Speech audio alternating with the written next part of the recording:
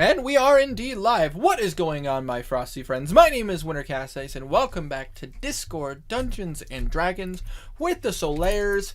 Currently, Tiny, Wanderer, and Stray. Say hi, guys. Hello. Hey. Hey. Hey.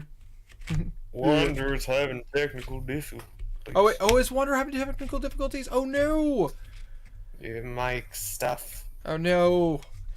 We can't be two people down.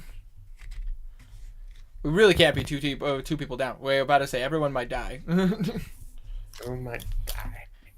Well, Blue might die one way or another. Oh, yeah. That sounds broken. Hello? Hello? Can you hear me now? Yes, we hear you now. we can hear you. you. Hear us? Yep. Sweet. Is there an echo or any distortion at all? Nope. Not really. No, I can't hear you. Oh, fuck. Ah. Hello? And we can't hear you. There, now we hear you. Now we hear you. Now we can hear you. Oh, Jesus Christ. We heard that too. Hello? Hello? Hello. Testing 1, 2. Can you hear me? You guys can hear me, but I can't hear you guys. You can't hear us, guys. We start stream. We do literally just as I start the stream too. Like we've been live for 1 minute and 40 seconds. I'm gonna be really sad if I have to end the stream. Because it's like I can't be two. I can't be missing two of you guys. Like that's completely fair. It's like at that point it's like I can't like. Yo, hi Mora, how's it going? Hello, Moro. How's it going, buddy? Technical difficulties. I don't have a thing. You guys just starting? Yes. We are. Yeah. We are starting late because I had to close by myself. Again. No. Oh. Normally I have somebody with me, but my boss has been decided to fuck me. That's just really badly. You guys, hold on. We hear you. We hear you. I'm trying to fix this. I'm guessing he can't hear us. Damn, I know, Mora. Normally, I would have emphasized trying to start between 11 and midnight rather than 12:45. But we were also making very bad jokes before the stream started, and great. They were great. But as I realized that I was literally just about to sleep, lol, but this works. Oh, fair, you know. I was about to say the only thing is like this session is too important to be missing half the people. Oh yeah. Even if it was even if it was just a beach episode, I'd say let's skip it. Because yeah. Dude, I want my goddamn beach episode. No, it's still...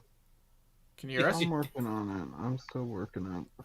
Okay, well, by the way, I want my goddamn beach episode. Is the Solaires on a beach? Dude, that would be anarchy. Oh, God, yeah. But if they were on a beach, what would their attire be? Oh, God. Just swim trunks. I was about to say... all Blue has. Let's see here. Bimp would absolutely be like a full One Piece, because she's a book nerd. I see her also actually having like one of those One Piece things, but with like the skirt thing. Oh yeah. I could see that too. But I see Knuckle would still wear his robes because he wouldn't understand. But I say Karik would probably go Speedo. Yeah. Well, Karik is shredded, but they're fake muscles because he's dexterous and not strength. Hello? Let's see how long this lasts. Can you hear us? You hear us? We hear you. Yes, I can hear you. Okay. We were just talking about what everyone would be wearing on a beach episode, and Elwraith would be wearing full armor. I mean, I could see that. He would be wearing specialized armored swim trunks. Fight the were shark. Definitely swim trunks. But I could see Ooh, I could see Kazira in something sleek, like some sleek swim trunks. He wouldn't go to the beach because he doesn't like water. I can't I wait could to. imagine Tabaxi's actually hating Yeah, sand because that would be really uncomfortable to They get in live your in a fur. desert. They live I well. know, but I mean, Well, you know what I mean. well, actually, Tabaxi live in jungles and they don't mind the water. Like a lot of Tabaxi love taking to the ocean to travel and everything. Yeah. I gotta say Pirate something, tabaxi. and It's it's like actually kind of a myth that cats hate water. General, are you Smaller cats hate water. generalizing Bigger cats. Tabaxi? How dare you? I know. Tabaxi? Racism. Cat racism. about to say Cat racism. cat racism. Well, because it's like if you imagine like if all cats hated water, about to say then tigers would never go in the water, but they love the water. Yeah. Tigers love water. Also, all tabaxi would constantly just stink. It's true. It's very true. I mean, do cats normally stink? Yes. Yes. Yes. Good point. I love my What? cats dearly, but they do. Good point. Mine go on and off between stinking and not stinking. Which makes sense. It's like Kinda. it's like asking. Usually they stink. That's like asking. It's like, hey, if a dog goes outside, do you think they're not gonna roll around in the dirt? Yes, they are. Yeah. Good point. About to say, but I was gonna say the last thing I'm worth mentioning is that Aloza would absolutely be a two-piece swimsuit, and last but not least, Philman, because it's so near and dear to my heart, he would be wearing one of the old school 1920s swimsuits. Like, you know what I mean, like the striped ones with the full body one piece swimsuit, men's swimsuit with the stripes and Yeah. everything on it. That would be Nice. Philman. Makes sense. But he would also be jacked because of the fact that Philman is buff as fuck. He's built like a Viking. He really is. He really is. I completely understand that. He would look so jaunty. Blue would be in only shorts. Only shorts. But as I say, he would not join Karik with the Speedo, but he would totally wear swim shorts. Yes. All right. Well, Because you would wear something like swimming trunks as well. absolutely. Again, I could definitely see something sleek on something like close fit, but like other than that, I feel like Kazir would probably go like classic. Yeah. That is it, which is completely fair. I don't know. He actually would go nude, but that's neither here. Nude. You'd just be that one. You'd be the one. Be the one anthropomorphic character who like is just like, all right, are you gonna wear your swim trunks? What are you talking about? Like I don't need to wear anything. It's like, well, I mean, wear pants or something. Like, no, about to say, I look like this and like the I fur. wear pants normally because sometimes it's cold. Exactly. It's just like there's fur just covering that area. You know what I mean? Like in every cartoon ever with anthropomorphic creatures that don't wear clothes, it's like they have fur just covering up that whole area. Like with Donald. Why do you never wear a towel? I mean, you wear a towel, but you don't wear anything else. It's only when he's wet that it shows. Yeah. Because the feathers are down.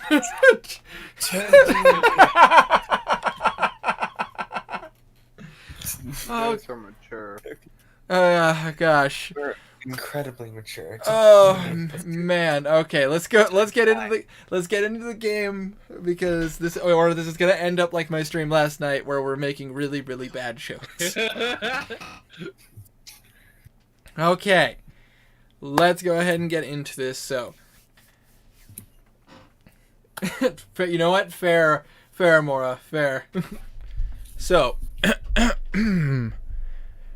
last time on D&D, the Solaires, after the party here in the capital of Atharia, in Westray, had gone amok. This capital being attacked by demons and some pretty nasty combat ensuing.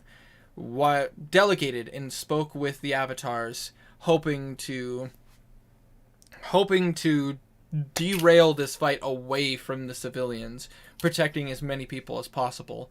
With some quick wit and some strong words by the members of the Solaires, they were willing to take the fight elsewhere, from what you can guess, probably the roof of Castle Westray.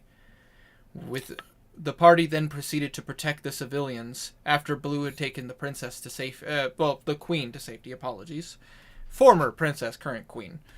But as say, taking the queen to safety and telling her exactly what he was thinking.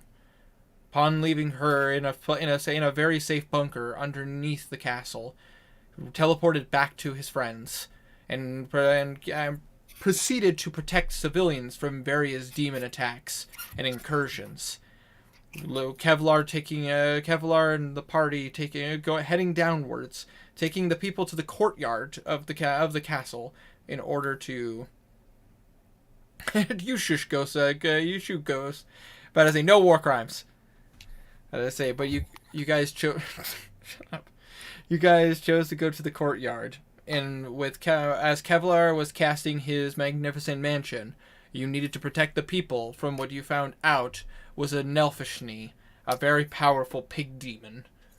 Upon having a few encounters, having a few rounds, you were able to successfully hold him back with a combination of spells and pretty much raw force, taking every advantage you could.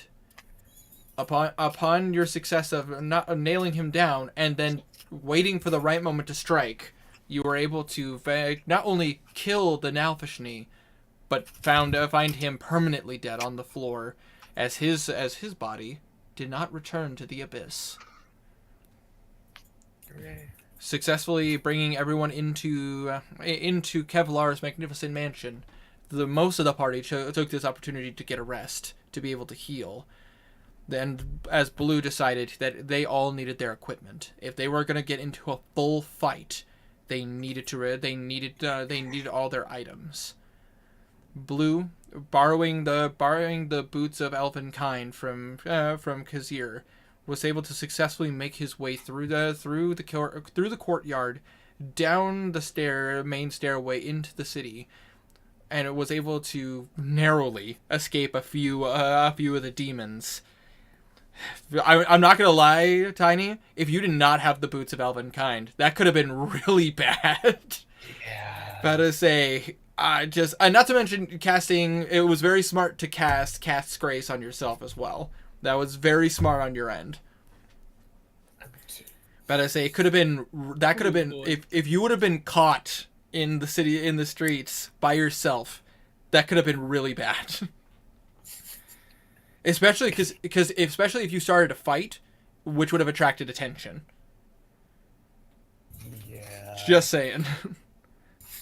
But upon making it back to the College of Lore, you snuck your way in and found out that that there was plenty of black ichor and even some demonic bodies, as you saw a very familiar old man paladin protecting the college, as well as various bards.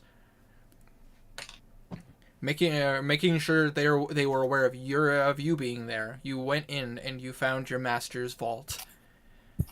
You were able to grab your items, which, by the way, there were other items. Unfortunately, though, while you know your master quite well, you've never gone through his personal vault, so you have no idea what's in anything.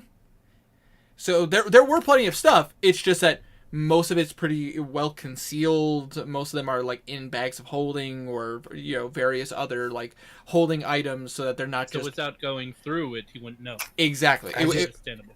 You could have just emptied a bag of holding and. I yoinked bag holding in one of the vaults I gave him.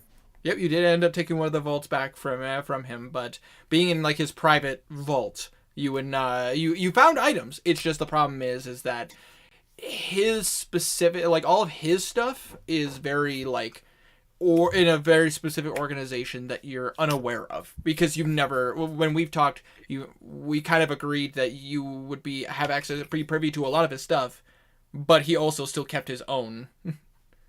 Yeah.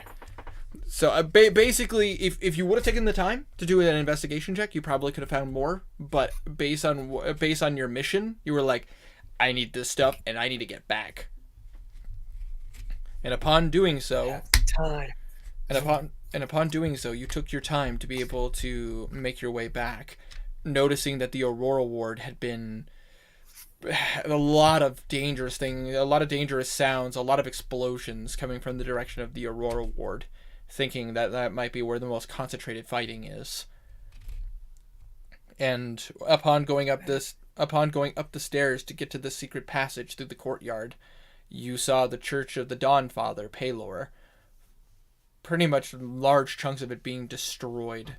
The cathedral is, as far as you could tell, barely standing, and most of it has been defaced. But you pressed on and kept making your way back to Kevlar's magnificent mansion. And upon doing so, making sure that you were not being followed and nobody could see you, you made your way in to reconnect with your fellow party members. I'd assume you guys armored up right away, gathered your gear. Now, if I remember correctly, what we did at the last session, you guys chose to wait out the fighting and take your time, correct? Mm-hmm. We were taking a short rest, so Blue can rest, and hold on.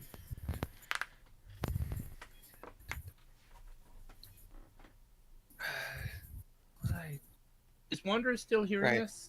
Just checking. Yes. Okay, just making sure. Cool.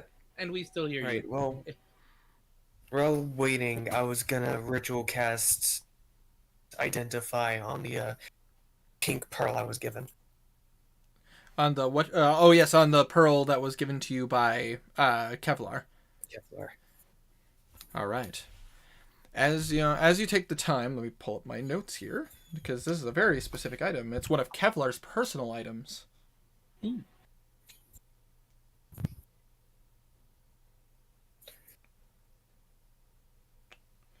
Here we go. All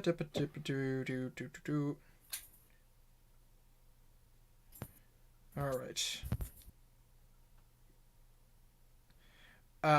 You would, after casting Identify, you would see that this particular orb, which he handed to you, he said to use it as a last resort, just in case. You would know that this particular item... Oh, gosh. Oh, here we go. Sorry, I'm reading all of its abilities real quick because I don't want you to miss out on anything. There. That's a lot of abilities, apparently, then. Here we go. This, after casting Identify, you would know that this item is known as an Ion Stone of Reserve. But as this particular item is something that's capable of holding various spells. However, you would know that it already currently has 3 spells locked inside of it. The 3 spells that you see in here that you can cast upon attuning to it. The 3 spells that are locked inside of it. Hold on one second, just making sure I got the proper ones. You would know one is a level 3 Cure Wounds. So you would have the second spell inside of it. Hold on one second. Just making sure the spells are correct. The second spell is... Here we go. The second spell on here is Death Ward, which would allow you to be able to bounce back from dropping, if you were to drop to 0, and even prevent you from being instantly killed by spells that have the instant killing effect. Basically similar to Garnan's Ring. Yeah. But this is one-time use. Just one. Because then the Death Ward would have to be put back into this Ion Stone. And also, I am very well aware that these Ion Stones specifically are supposed to hold spells 1 through 3. This one in particular is, and also they're supposed to be purple. This one's pink because there's something special with this particular one. The last one the last spell that's in here. Hold on one second. This would be one of his spells because of his particular studies. Hold on one second. It's not. I apologize. It's taking a moment. I normally have this stuff very well together. Do what you gotta do. I completely forgot that you asked me to do this. Then that's my bad. It's fine. That's why I put the idea in our DMs. Yeah, that's true. You did, and I appreciate that. Let's see here.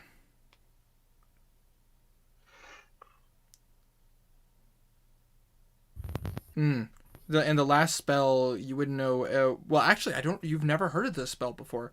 Why don't you go ahead and just roll me an Arcana check? Okay.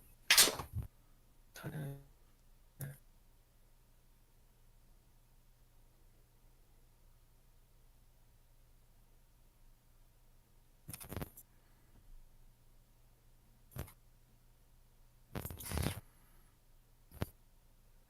I have a plus 4.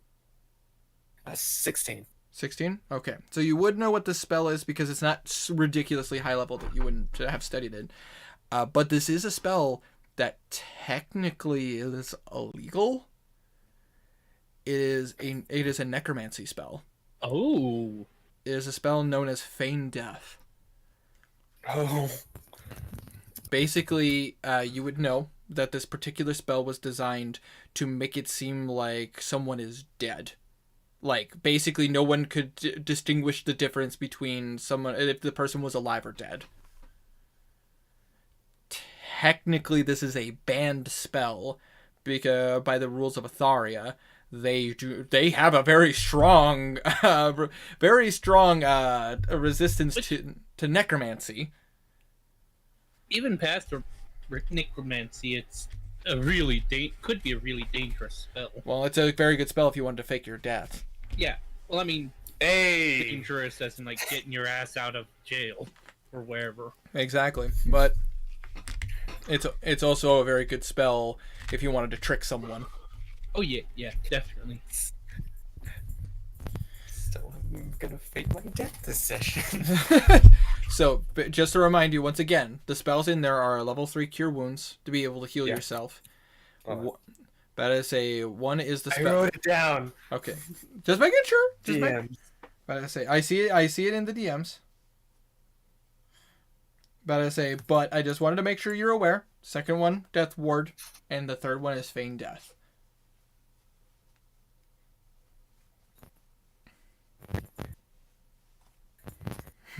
God damn it! Sorry, I just read your comment about the Santa song. Okay, just double checked it and everything. So, but yes, those are the 3 spells stored inside of it. Now my question is, would you choose to attune to this?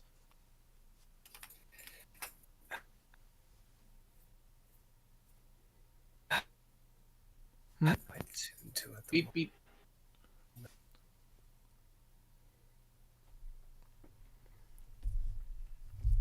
I'm checking what Yep. I should have tuned over it. Nope, that makes perfect sense. That's why this was. That's just it about all these magic items. It's just like, oh man, like we're never gonna fail or anything like that. It's like, but also you can only have 3, so this is an option. You don't have to.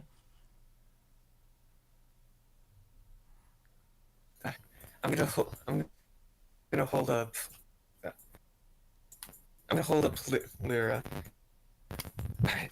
I don't think there'll be much fighting, and if there is a close range fight, I'll die anyway. So I'm gonna have to put you up for a bit. All right? You just hear, but a melodic laugh. But you don't. And so you choose to detune from melody. Tune for melody and attune to the one stone. Alrighty. Duly noted. So you know, which by the way, for anybody else who doesn't watch, the Iron Stone, while attuned, you watch as it starts to circle around your head. It emits a very, very low light. I have to walk away from my computer, so I'm here, but I don't have my character sheet available, just so you guys know. That's okay. Ooh, no But to worries. say, is your thing down or? No, everything's working. It's just if I don't change something, I'm gonna fall asleep, so I'm gonna make food and turn on the light. Sounds like a plan. All right. So he's still here. Just he has to walk away for a bit. Yeah. So Yeah, AFK for a little. Listening to everything, like, it's all good. okay. So Gotcha. I assume with this time taking the time to short rest. If anybody wants to use any hit dice, now is the time to do so. Putting on armor, making sure all your equipment is good. Garnan is putting on his breastplate and and putting on his rings and boots and whatnot. Makes sense. What hit dice do I use? Sorry, my brain just kind of. This is the first time. Are you hurt? No, I don't think so. Actually, well, did I?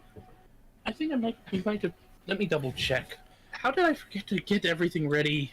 But I say, I know some of you guys got hurt pretty badly. Got hurt. I don't Elraith got hurt a lot, but then he got healed. That is true. I think Kazir got hurt too badly, but Kazir got hurt a bit, but then got healed by Knuckle.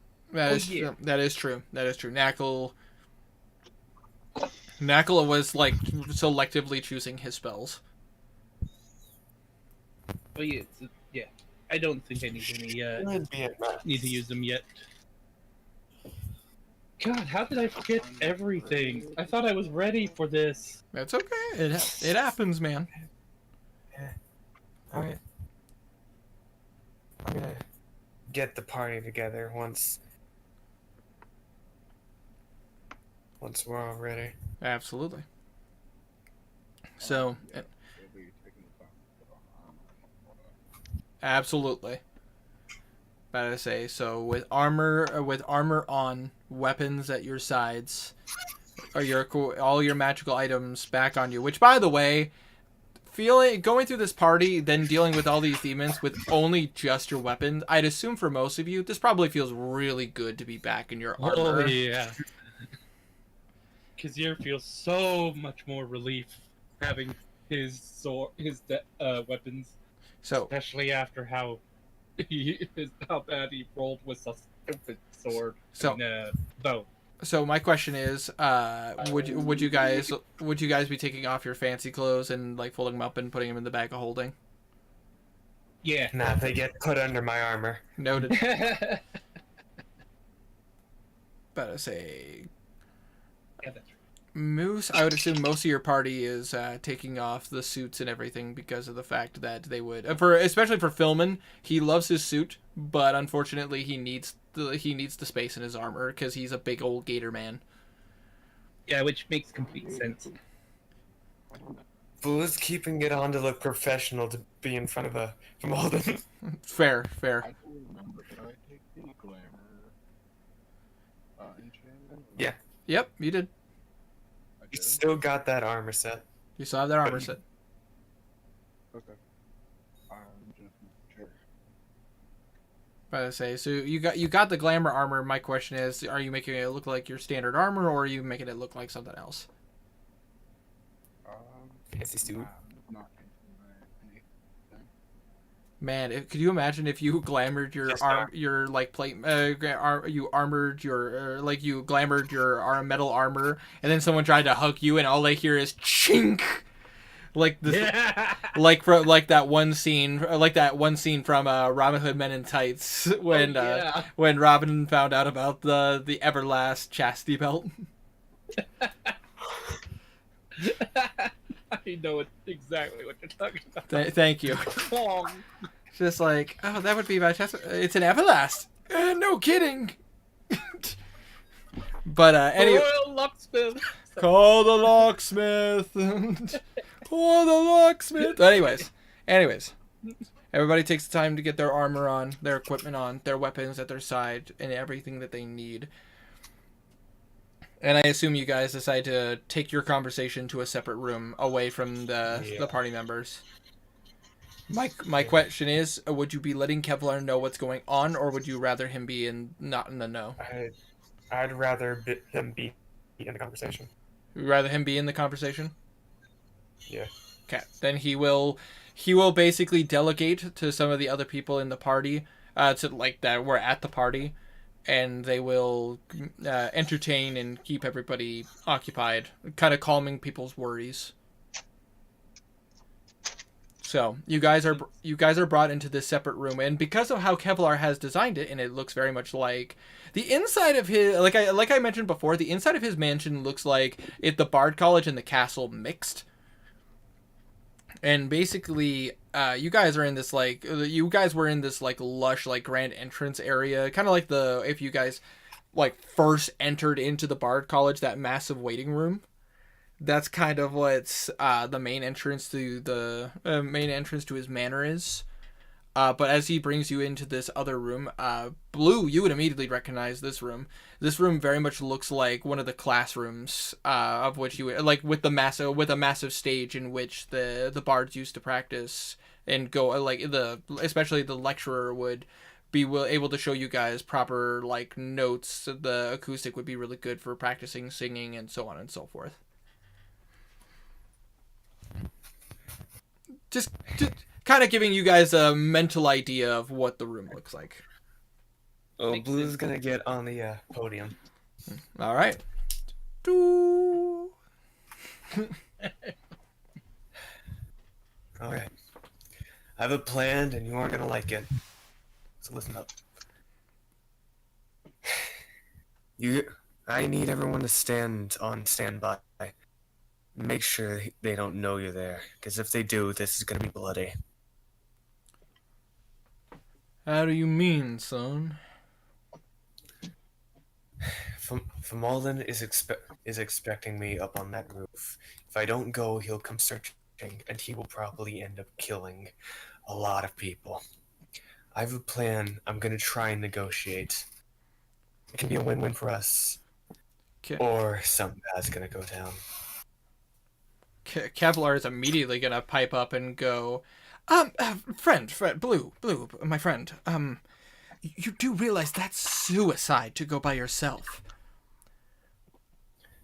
That's why I said stay on standby. Don't worry. I don't. In good conscience, you're making me be serious, and you know that I hate being this way. You will genuinely die if you go by yourself. And as your friend, you are asking a lot of me. That's why I said stay on standby. I'm not going by myself. You'll be nearby. But if you're too close... He wants us to just be in the shadows. Okay. Sorry. We're not trying to look threatening. That's what I'm trying to say. Oh. Well, unfortunately, because of... He references his hands toward the other room. I kind of need to be nearby for them. But... Kevlar looks at all the rest of you. For the love of the gods and all the lore that we've ever studied, please tell me that you guys will protect this idiot. Kazir chuckles. I promise to protect him. That's the to my entire abilities. purpose why I'm in this party. I mean, I guess fair. But as you just see everybody else in the Solaris just kind of stand up and look and just go like, well, I hate to speak out of turn, but honestly, I don't think any of us would want any of us to get hurt. I don't think, anyways. That's a fact. Yeah. Besides, I can't let him get too close. If anybody's gonna end up accidentally killing Blue, it's gonna be me. Yeah, you're so kind of scary. It's pretty big, you know. Can't help it. I'm gonna kind of lean over and whisper to Kevlar. You gave me a spell that it will be very useful. I need them to not know that I have it. I will not speak a word. You know that me having that is technically breaking rules, but with how the king is, you imagine that it was a just in case. When did you ever care about rules? I mean, you got a point, but I was under watch all the time. You mean you were watching them? Hey now, using my own logic against me, like, come on, Blue. It's so unbecoming. Alright. So you might become a rapscallion like me someday, and we can't have that. One of us has to be responsible. Got a good bit more of that. So, Kazir, Kevlar, think you can hide this bunch while I talk? You We're got pretty it. sneaky. I can do my best.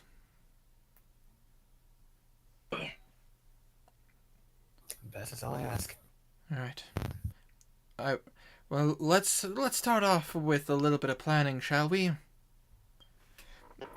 And you watch as he goes up to one of the boards that would be on near the podium, and you watch as he unfurls this like burlap like thing. You hear the as he basically like pulls down.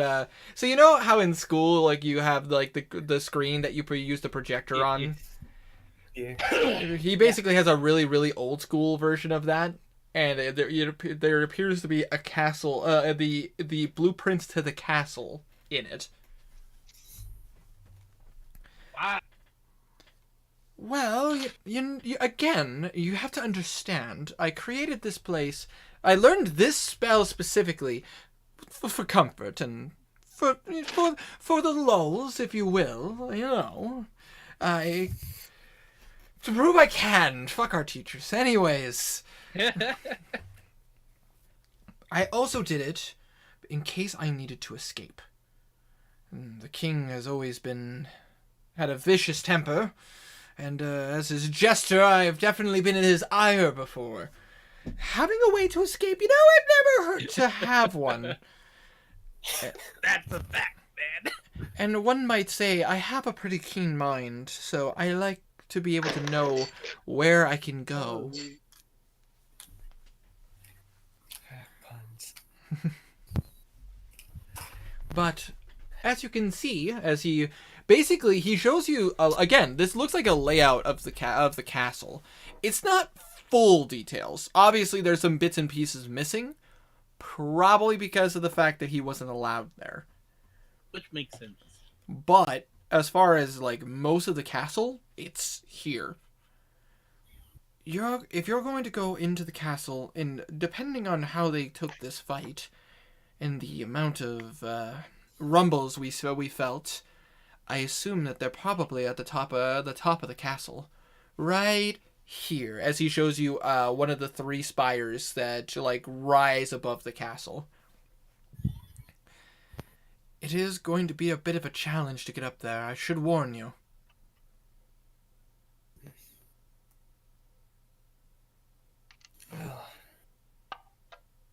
We're alright at climbing.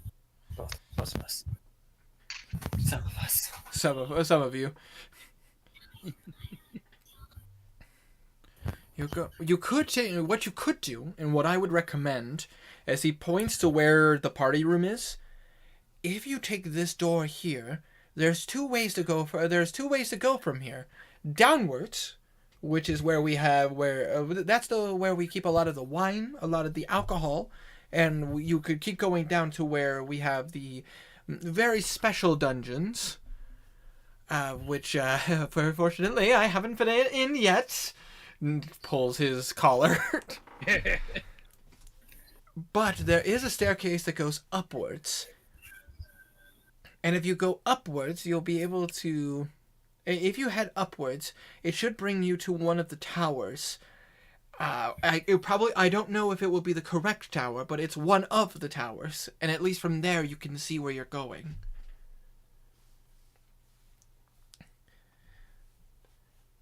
Otherwise, you're going to have to go through certain sections of the castle to get to the others.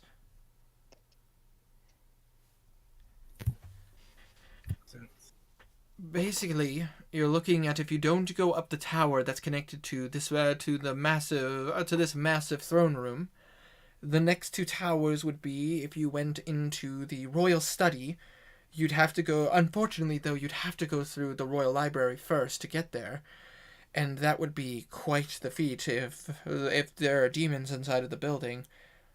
I'd only imagine they might be trying to steal stuff from there as well. But you could try climbing up that tower. There also may be magical items in there, but again, if the knights are doing their jobs, they probably would have gone to grab those right away.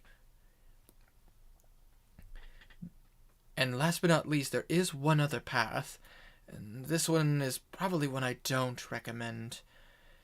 If you head down this way, as he points toward, basically, one is straight in front of you guys, like going up this little staircase into the throne room. There is basically, if you took a path to the east of where the throne room stairs are, you would find that there's another like staircase going upwards from the courtyard that leads to where like this massive library. But then there's one that goes towards the west side of the castle. This one seems to be like the farthest distance of where you guys are currently. This one would be the royal courtroom. This is where the king casts down judgment on those whose crimes are deemed necessary for him to handle. Higher end criminals and murderers in Atharia. But going through there, you'd have to go through a series. You'd end up having to go through a series of, as he shows you, a handful of hallways that have various rooms connected to it. These would be capable. This would be a very perfect ambush point if you were trying to go upwards. So it would be up to you. It would be up to you to decide which path you guys go. But I would. Kevlar will point out he would not recommend going the west path, but that's his own personal opinion.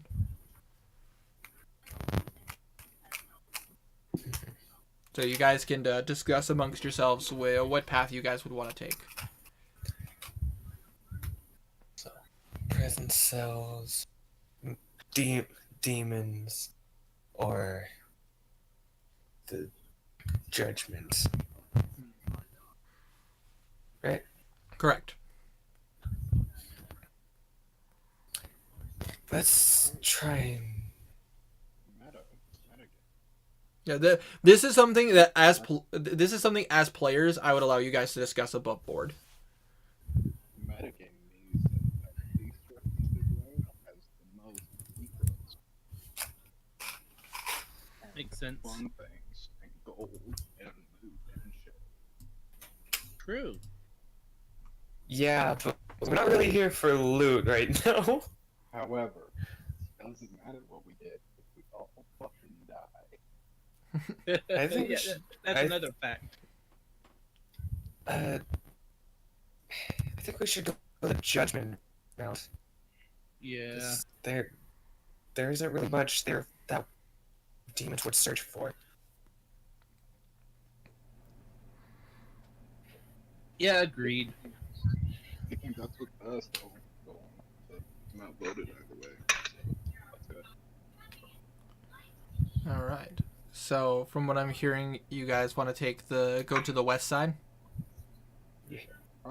Wait, did he say not go to the west side? He recommends not going down the going in through the west side, because based on all the rooms and everything that are connected to the room where the royal courtroom is, that would go up towards where the tower is.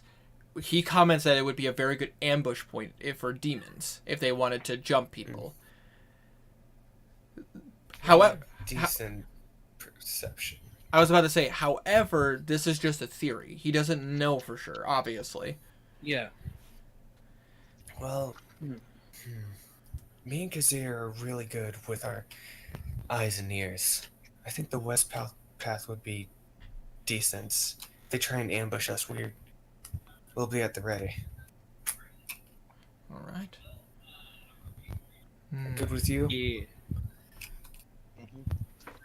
Say, you watch as Garnan just kind of adjust his blade, going, "Fine by me.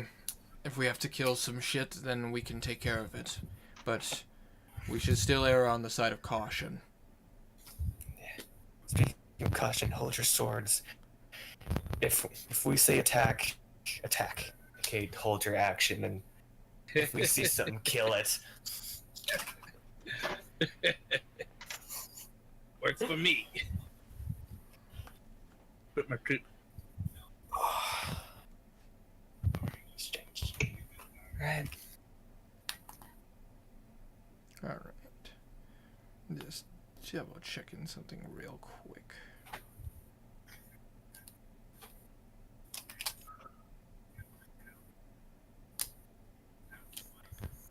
Okie dokie. Just double. Sorry about that. I was just double checking something real quick. Please. Don't worry. That's a thing. To be fair, this one is in your guys' benefit because this is the spells prepared by Bimp. You're the DM. You're supposed to have everything memorized. How to do it. I'll be right back, like 10 seconds. Absolutely. Kevlar, Mm. I'd like to bounce a theory off of you real quick. I'm listening. Well, we're dealing with the Neo-Naga, and if the Neo-Naga's plans go through, it will harm the Broken Skulls as well, because they can't really do their things if there's no land. Right? I'm gonna roll a religion check for him real fast. Can I be heard? Yes, I can. Okay, cool. Yes, you can be heard. Yeah. About to say, he kind of scratches his chin. In theory, however, it would only take one abyssal door to open for that to change. Do you know anything about this Demogorgon? I think that's his name, right? The Abyssal Prince? Yeah. If I remember correctly, it's been a while since we've done our lore study on abyssals. If I remember correctly, his realm is a giant vast ocean with only one island that is his castle. If they opened his door, he could simply just go through, he came through, he could simply undo what the Neo-Naga did. I'm back. If he's if the Neo-Naga don't achieve their goal of whatever it is, releasing a creature, was it? We went over it we went over it so briefly. They were trying to eat the moon with a big snake. Well, that's terrifying. Yeah. Gotta say. It's dumb, but you know. Well, I mean, you know, everyone's got to have a goal, I guess. But Yeah, but snakes. No, I've never been quite the fan of snakes. I do like iguanas, though. Iguanas are adorable.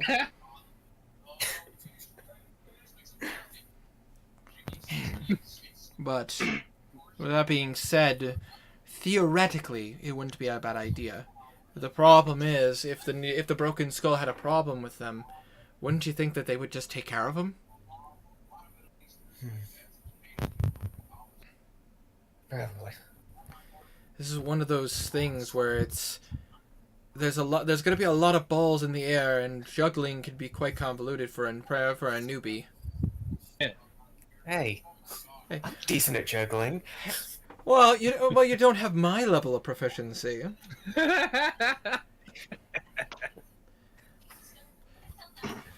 To be fair, in Kevlar's thing, and just a little fun fact outside of game, Kevlar has expertise in juggling. just figured I'd throw that out there for anybody, just curious. As a jester. He is a jester. Kevlar rolls a 6. I have juggled Kevlar. I mean, that would be impressive. But anyways, it would definitely be this is an interesting conundrum. I mean, because we have a lot of things here that theoretically you're correct, But a couple of these abyssal princes, to my knowledge, they don't need the land to be accomplish their goals. Certain doors wouldn't open without the land, but if even one of them could get through the door, that could lead to some cataclysmic levels. Yeah. Yeah. It's the best theory I have at the moment. I managed to persuade them with a common enemy. And they leave the castle, at least for now. It's what we need. We need time. You see Kevlar just kind of have his fingers to like he's got his thumb and his pointer finger on his chin. Just kind of it seems like he's lost in thought.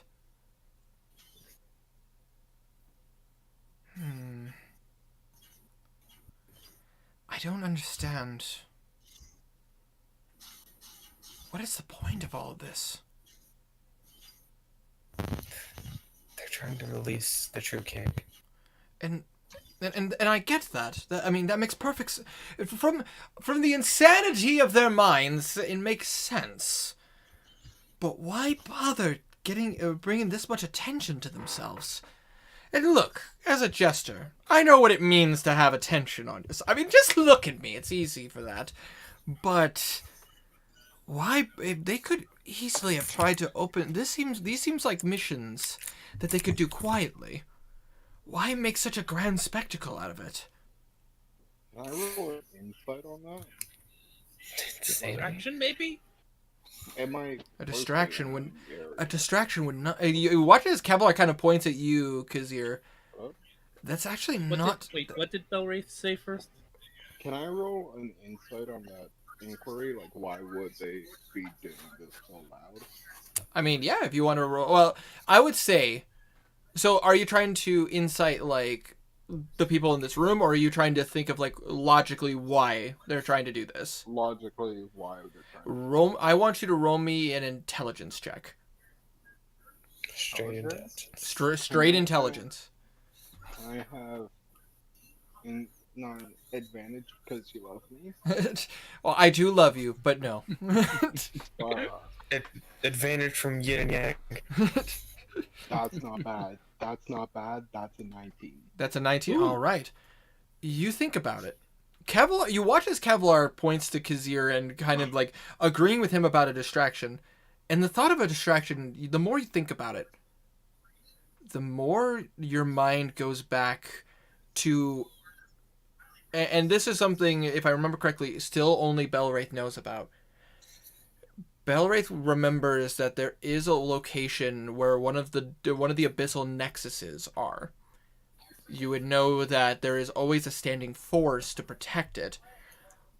And the more you think about it, why would they want to start conflict, start a war, unless they want the attention? It's like they want people to come to them.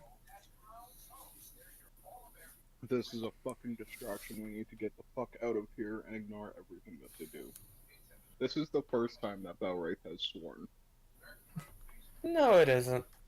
Now, like, one of the first. One of the first. Not the first. I think there's a couple of times he's just been like, fuck, shit. God damn it. God damn it. No, but I would say this is probably one of the 2 or 3 times that Belwraith has sworn. I think he swore when he found out that Mary was kidnapped. I might be wrong. That was. I think that's. I could definitely. He sworn. Kevlar looks at you, Belwraith. I mean, it wouldn't make sense for them to do a distraction, but I don't know if this grandiose gesture is the main distraction. There must be some kind of goal for wanting this, for wanting a war. Fear. I mean, fear is definitely one that could be effective, but why, with their goals, couldn't they simply secretly go to the locations? I think what they want to do is do some kind of a sacrifice. So Let's.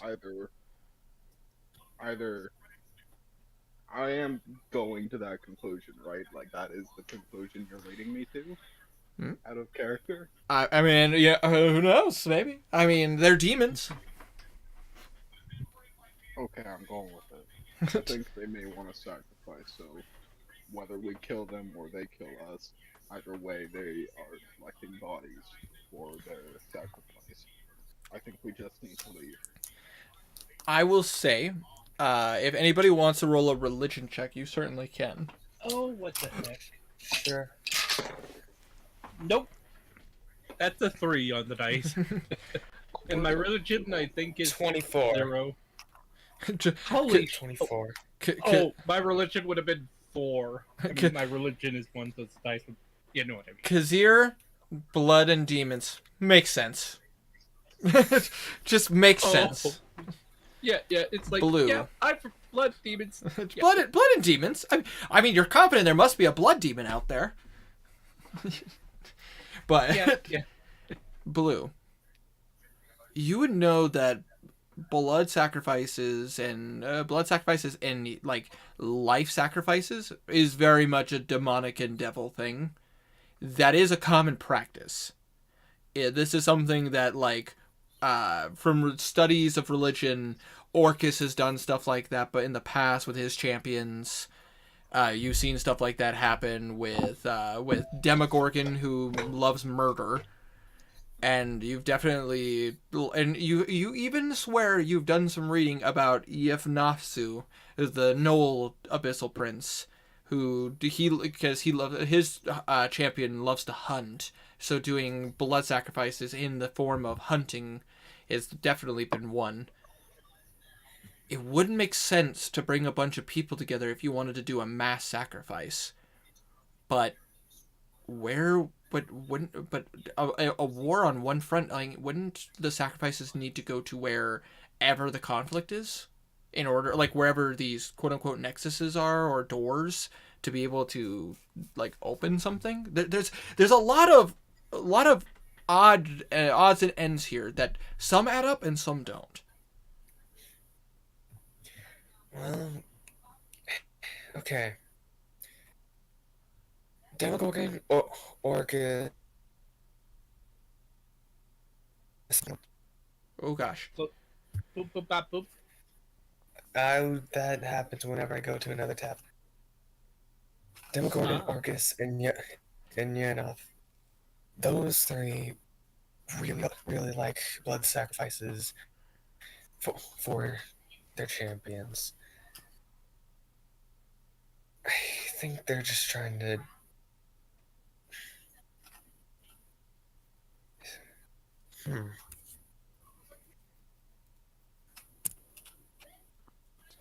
It's a real head Three of scratcher. them. Yeah. Zuggedmoy comes from the aftermath, with the bodies rotting. Jublex is from hunger, and wars can cause famine.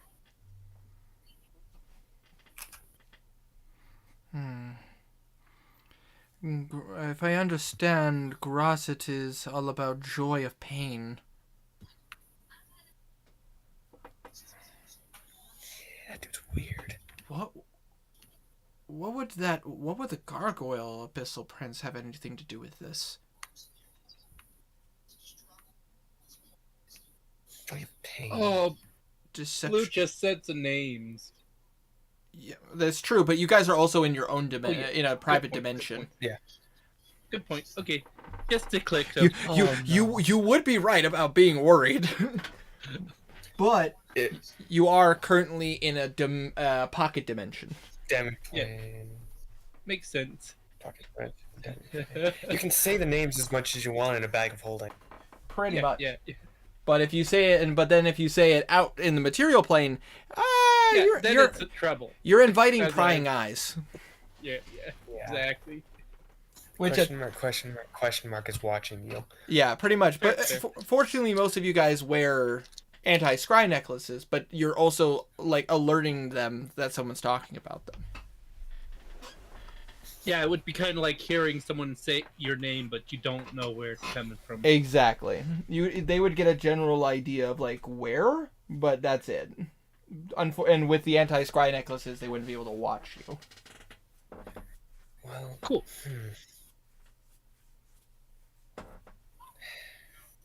Gargoyle. I guess it would be really easy. I believe anything can really move him since he's alive. Well, I mean,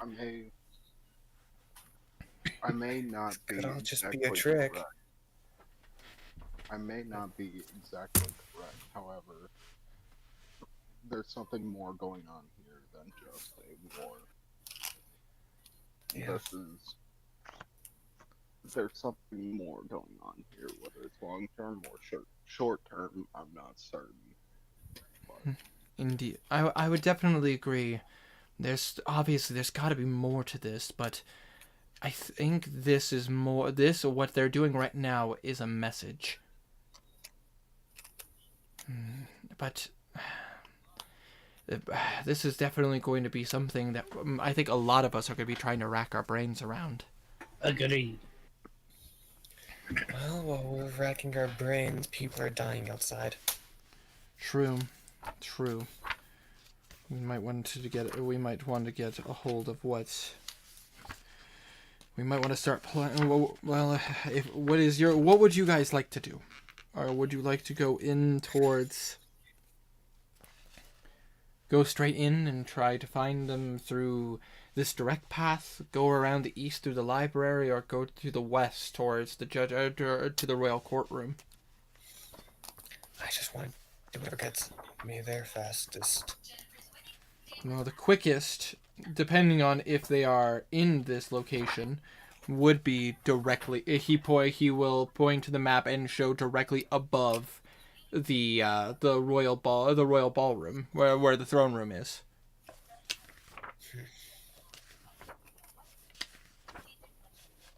If they are there, that would be the quickest path. You'd probably run into less encounters, as most of them would probably have given up trying to find people in this location. Alright. I think that would be the best way to go.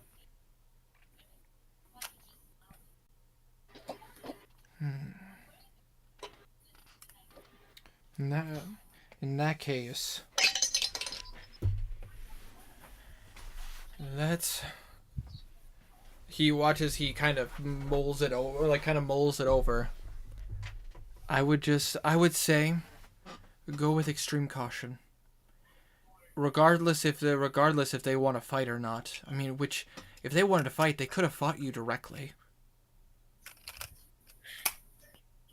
But I think they had a personal business to take care of. Yeah. Makes sense. Alright. You watch as he pulls a string and the burlap roll folds back upwards and the map disappears. Alright. Let's go. Alright. Everyone, keep low. And you watch as your party, the Solaires, start following in your footsteps. A shadow, nothing more.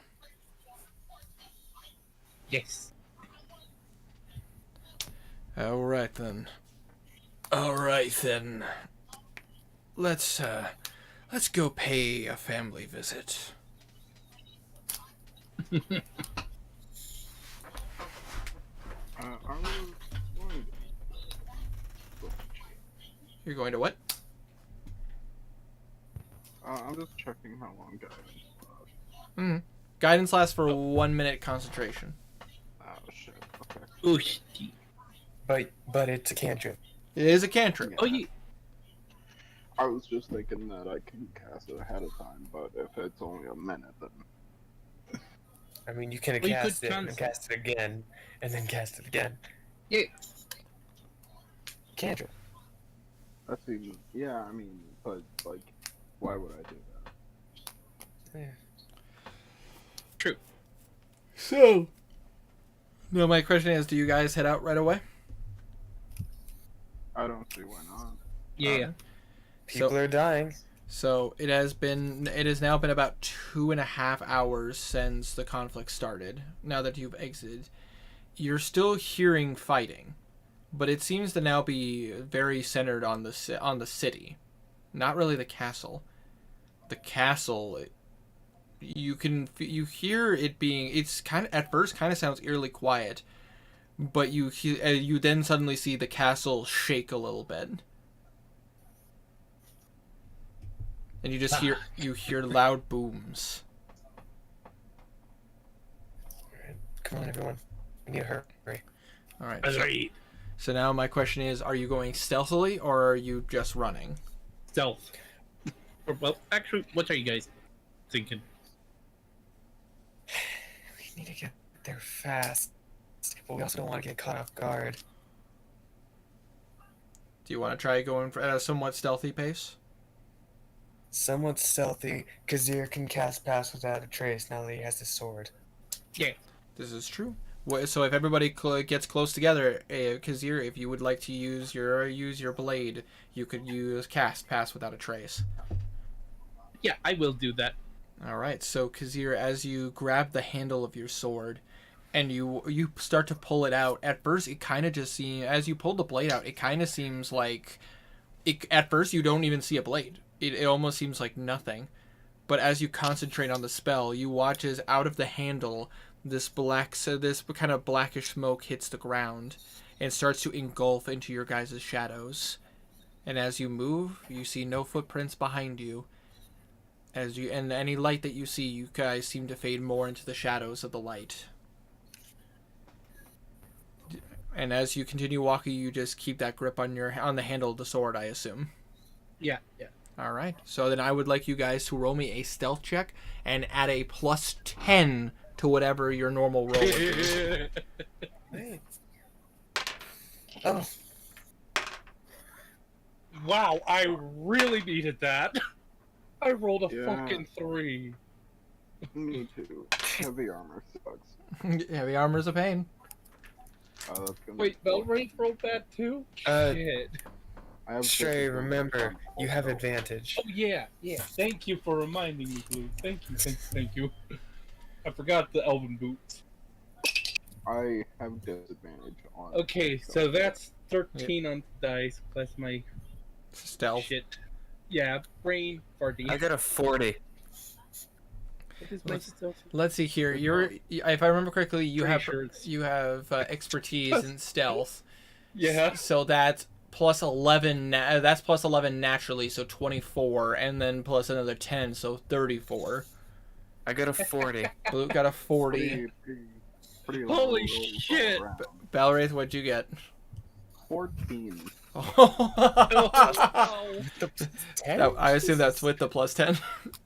Well, I Yes, mean, it is. that would I have disadvantage. Ooh. Heavy armor.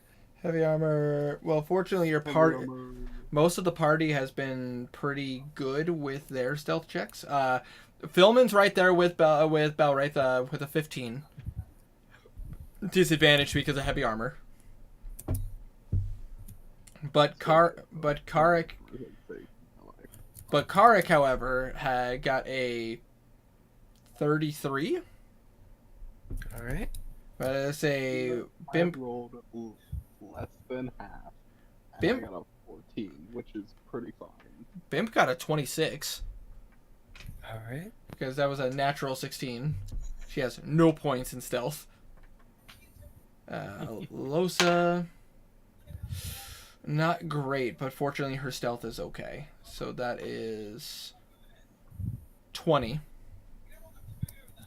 Right. Garnan. That's actually a really good roll for Garnan. That's 27 for Garnan. Damn, dude. I rolled a natural 16. Damn, Garnan. Blue got a 40. Yes, because if I remember correctly, one of your expertise was in stealth. Yep. So 4 double 4s plus his dexterity, which is also really good, and then add an extra plus 10. So like even if he rolled like a even if you rolled like an 18 or a 19, you'd get up to a 40. Gotta say Henrik. Still hurting. Oh, poor What did Henrik roll? Henrik rolled a natural 1. Oh, Smart thing. Well, even about to say that doesn't Spark fix of genius. that doesn't fix natural 1s. oh, true. But it's a group check. It's a group check, and with a 40, you're fine. Yeah, with everyone rolling rather high. But what do I put? Flash I'm of gonna just average it all together. which is fine. Yeah. Flash of Genius. Honestly, I would assume Henrik would probably save his Flash of Genius for now.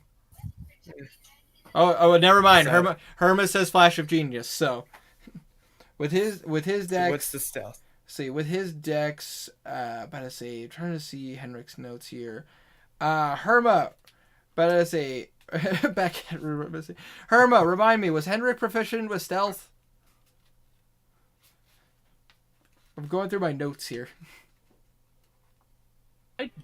I doubt it because that doesn't seem like his style. But that's only from an outside viewer point. I don't know what's going on in his mind. That is very true. But I'm trying to look through my character notes, and I remember I had to write a lot of stuff down for Henrik just to have.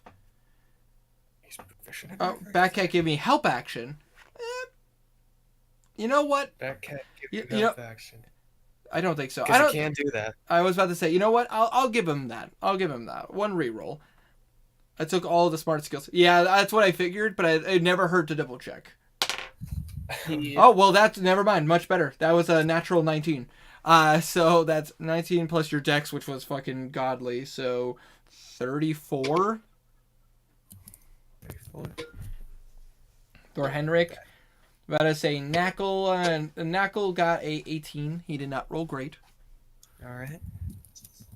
And I think that was everyone because Alosa did not roll the greatest. And 3, 4, 5, 6, 7, 8, 9, 10. yeah, 10 people in the party. that was everyone. Alright. Say.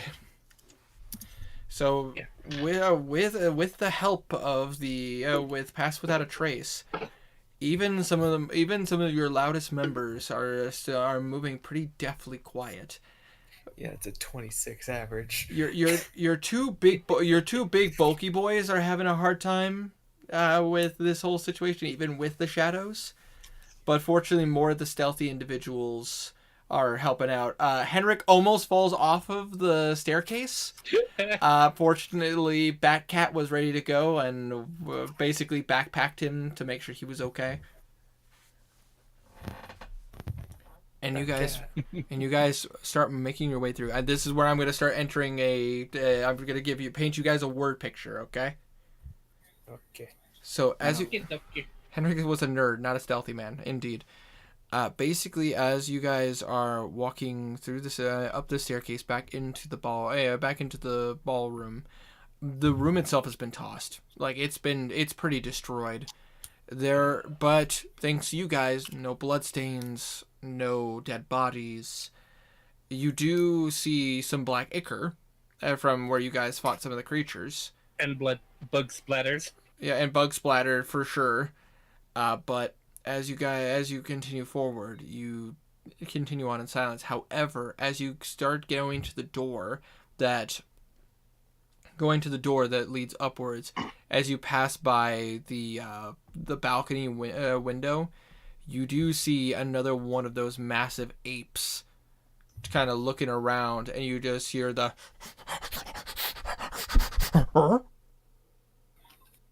as you guys kind of freeze. And you watch as it jumps off the balcony downwards. Ugh. Potential encounter avoided. Yes. Think Kazir sighs relief as it jumps away. I want to pet it. Of course, you'd want to pet it. Listen, Suicidal. Listen, I just want to go and cut a little bit of the hair. I don't think that should be a problem. You do just take a razor and go. Brr. So as you guys progress, you guys get to you guys get to a side door that appear. You see a couple of side doors. You open them up. You basically seeing the map. I will say you guys would have a general idea where you're going. You guys open the door. Click. Click. You do see a staircase going downwards, but you also see as you enter through one door, you immediately see another, which you would know is the door that goes upwards. Going up. Heading to the upward door. As you go to open it, you do realize the door is locked. This one in particular. Lock picking. I'll assist. Okay, so Kazir, roll me a lockpicking check with advantage. Oh yeah. Wait. Because Check for traps. Oh yes. Can I do that? Yeah, you can check for traps. Okay. Roll me an investigation check. And I'll say with advantage because the whole party's with you. Did you roll investigation as well, Tang? Yeah. All right. What did you get? I got an 18. 18. And I got that one. Oof. So. Oh wait, you said roll investigation. No, I wouldn't roll investigation. Advantage because everybody else is there, and also Mora. Yes, Elden Ring is an amazing game. It was He a just 7 won on his dice. first playthrough. So, Nice. Right, go ahead. I'm sorry. sorry, my brain's kind of messy with me. Investigation plus 5, so 7, 12. 12? Okay. So between the two of you, you take the time and you realize there are no traps on this. It's just locked. Okay, better Okay, safe than lockpick. sorry. So, Alright. so Kazir, roll me a lockpicking check with advantage. It's a good thing I have advantage because I just rolled another nat 1. Oof, Jesus. don't break your lockpicks. Come on. Fuck! I just rolled a 7 again. So 7 plus your dex plus your proficiency. Yeah, my dex is... Expertise. Plus 11. Plus, So 18. 18. Ow. It is a difficult lock, but taking your time, and with the fact that, gotta say you have experience with some higher end places. This isn't a dungeon lock. This is a lock for a door going upwards. So it does take you a little bit, but you do eventually hear the famous as the lock opens. The famous Click. silence. Pretty much. Click! And you open the door. Yeah. Do you guys continue upwards? Yes. I'm gonna keep my eyes open. Okay. If you guys want to roll perception check, go right ahead. Oh yeah, definitely rolling perception. Anybody who wants to roll. Can I one. stick with using my passive perception since it's high as fuck? I mean, you could. If you're Yeah, not. I'll I stick- got a 27. Okay, 27. I'll Okay. stick with using I passive got a perception. natural 20.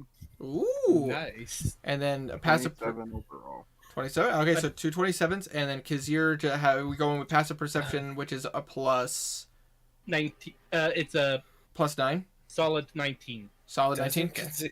Doesn't Kazir have advantage on hearing? That is true. Well, I believe does Tabaxi have advantage on? I don't think I saw know anything about cats it, but do. I remember we said something about cats having hearing perception. They I mean, do. facts. Let me double check. And- I got it right here. Let's see here. Cat's talents, languages, cat's claws, feline agility, dark vision. I am not seeing anything with advantage. Okay. However, because of cat's talent, you were automatically proficient with perception and stealth checks. I'm keeping my mask on. All right. So solid passive perception of 19 because I assume you're just keeping yourself on alert. Yeah. Okay. And then for you two, I will explain as we continue on. So as you guys go up the staircase, you do notice that this is a massive spiral staircase going upwards. It is a lot of stairs. You're realizing the guards that work in the castle must be in really good shape and have good constitution to be able to have to go do rounds up and down these towers. They have good thighs. They have buns and thighs. As you guys, buns of bronze. Look at this ass. Oh. but the thing is that there's a lot of stairs. So much so that your feet actually get a little sore after a while. He's fine. He's an adventurer. I used to be an adventurer like you until I took an arrow to the knee. Until I walked too many steps and then I got bad knees and an older age. But I say I gained foot dysplasia and like really messed up my legs. I used to be an adventurer like you until I realized it was a very dangerous job and decided to choose to stay for career. You know, that is the most logical answer. Yeah. A little bit like going from wandering abroad to getting an actual job. Agreed. And also, Herma, correct. I agree with that wholeheartedly.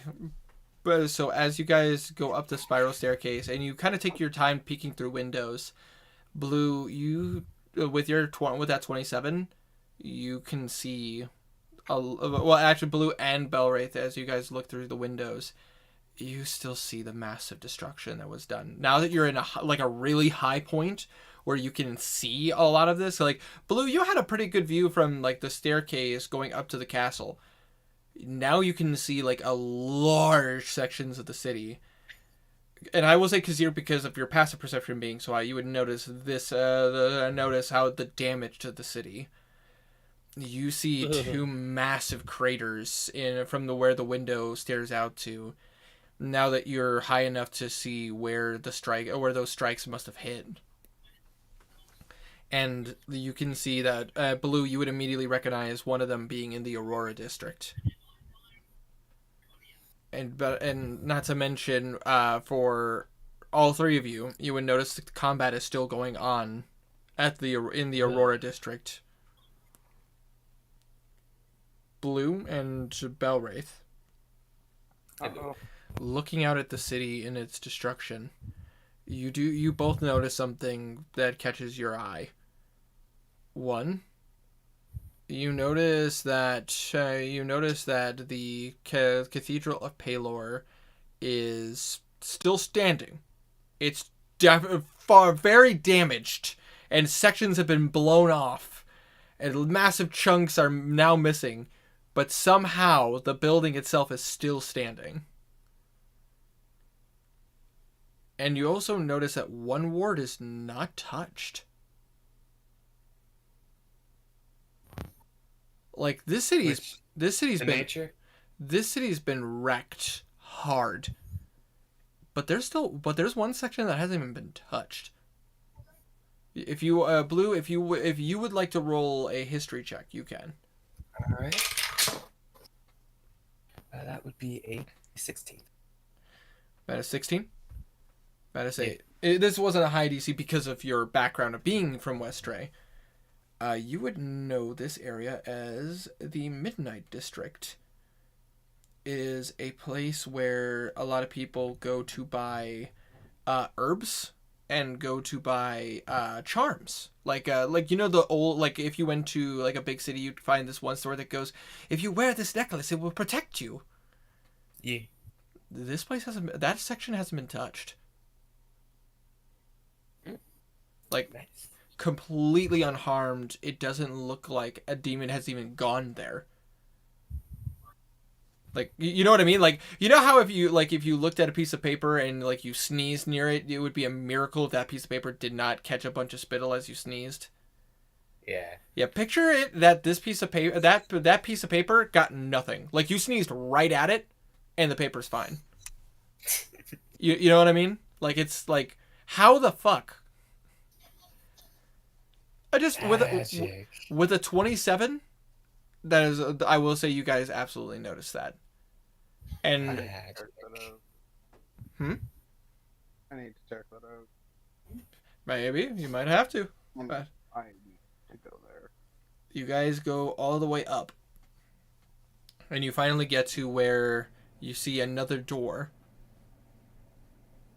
Door. Fucking doors.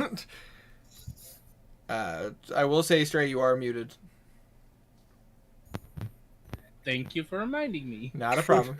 But I say, and as you go to the door, do you check for traps? Do you check the door? Yeah. Okay. Both.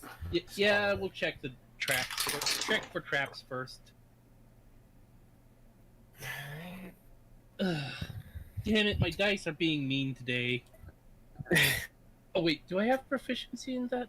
Or no, sorry, my brain's shirting on me again. I thought you had proficiency in investigation. Do I? That's a 13. 13. Whatever. My investigation is still pretty high, so that would be 15. So 15? Okay. yeah. You guys are taking your time, and you're really inspecting this door. You're getting up there. You're like sniffing it. Must be some kind of oak. Maybe mahogany. Mahogany, because it's expensive. But I say mahogany. But I say you take the time to look at to try to see if there was any traps in this, and in your guys' best thought process, this door is not locked. This door is locked, but not trapped. Okay. Picking the lock. All right, roll Pick lock. the lock, Mr. Man. Oh yeah, this should be easy. With proficiency. Right? Yep. Advantage. Yep. Advantage because blue Advantage is what I meant to yeah, say. blue because blue is up there with you, helping out with the lock. Oh yeah. Okay, gotcha. I'm an apprentice. 17 plus my dex, yada yada yada. Plus 11. +11, so 28. A child's play. That first lock was like, God damn, it's so infuriating. You had to up your game, and you were like, you know what? I'm gonna get this right away, and you literally just literally within half a minute, you got it open. Perfect. Blue did something cool earlier. I need to upstage him. Boom, door. Yeah, goddamn, like Blue trying to show me up there. See, look at that, guys. You guys open the door. Yes. Peek. You slowly open the door, and your eye leaves your socket, and you watch as this giant tube of an eye points outwards. Snail phone. Oh, yeah. The cartoon eye looking around thing. It's like an episode of SpongeBob, and the eyes are just like flying out of their sockets, just like when they're looking at a map, and they're just like shh, shh, shh, shh. So roll. I will go ahead. What is would you be actively perceiving, or would you be relying on your passive? Active. You know, I was gonna say active because he'd be actively searching around right now. Before it was kind of like just sort of scanning the floor, but not really expecting much. Given this is, but now it's like I'm seeking out things. Fair. So in that case, Blue, have you roll me a perception check? Just one roll. 24. 24? Alright, so as you peek out, you notice for starters, this roof is huge. Like, these towers were wide, like, you could tell the towers were pretty wide considering how wide the staircases were. All of you were able to go up, but like, now that you're on the roof, what would be the best way to put it? Do you remember the really, really annoying dragon fight from Dark Souls 1? Like, one that's kind of cheating because you have nowhere to hide, no way to handle the dragon other than, like, just facing it head on. The red one that's on the bridge next to the Slayer? Yeah. Like, You remember how his arena is very kind of, like, bullshit because there's, like, literally you have to run if you want to dodge. Run. Just run. Yeah. It's kind of like that, except for you do see that there are ramps. Which one? Shush, Mora. Blue figured it out. Who just died? Oh, no, I didn't. I just went to move something and a pot fell. Kazir accidentally kicked a bucket down the stairs, and you just hear it continuously go down. Dun, dun, dun, dun. So it's over end, all it the way it, it down. it falls a solid 10 feet. Like I said, solid 10 feet. It falls for 10 That minutes. scene from no, not Aladdin. All the dragon fights are annoying. You're right, I hate dragons. dude. One, two, and three. Dude, oh god. Lord of the Rings. That's the movie I was thinking of. Yeah, when but- the thing falls down the well. Oh yeah, that scene was great. Yeah. You fool. I just imagine you accidentally kicked a bucket and it fell down the stairs, and you can hear it still falling for 10 minutes. So it's a lot of stairs. But as you kind of look out, you see the ramparts, but you also see individuals. You kind of take your time and you like peek out partial of the way just to be able to see everything. And you do notice that there are 3 individuals standing over one. And the one is kind of like leaning against the rampart, like kind of clutching at what appears to be his his or her rib cage.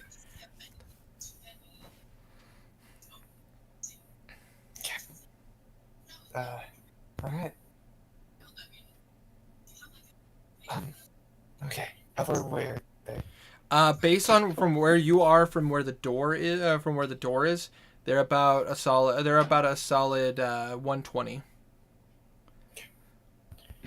Is there anywhere to hide between here and there? No. Or it's just straight? This is an open place. The only thing that you see up here that's like possible to hide behind is about 200 feet to your left. There's there appears to be a giant oh shit, what are they called? Fuck me.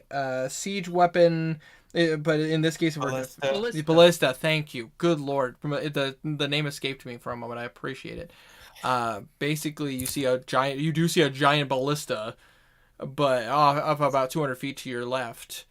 But to your right, you see these figures about 120 feet, like near a rampart. Okay. If we walk, they'll see us.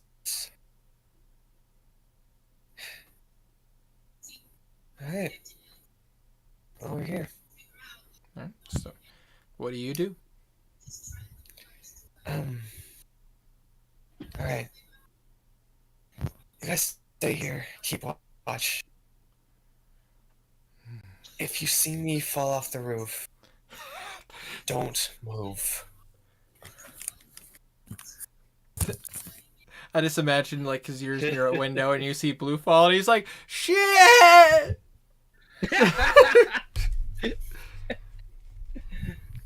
You sure about that? Because you're kind of I'm asked. sure.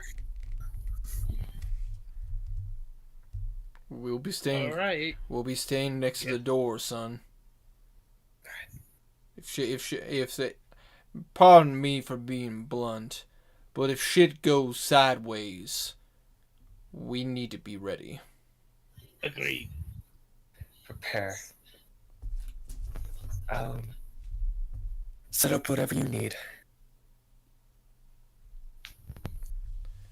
You just watch as most of the party is just preparing. Most of the party that isn't you guys is just preparing, holding their weapon, keeping their weapons in their hands just in case.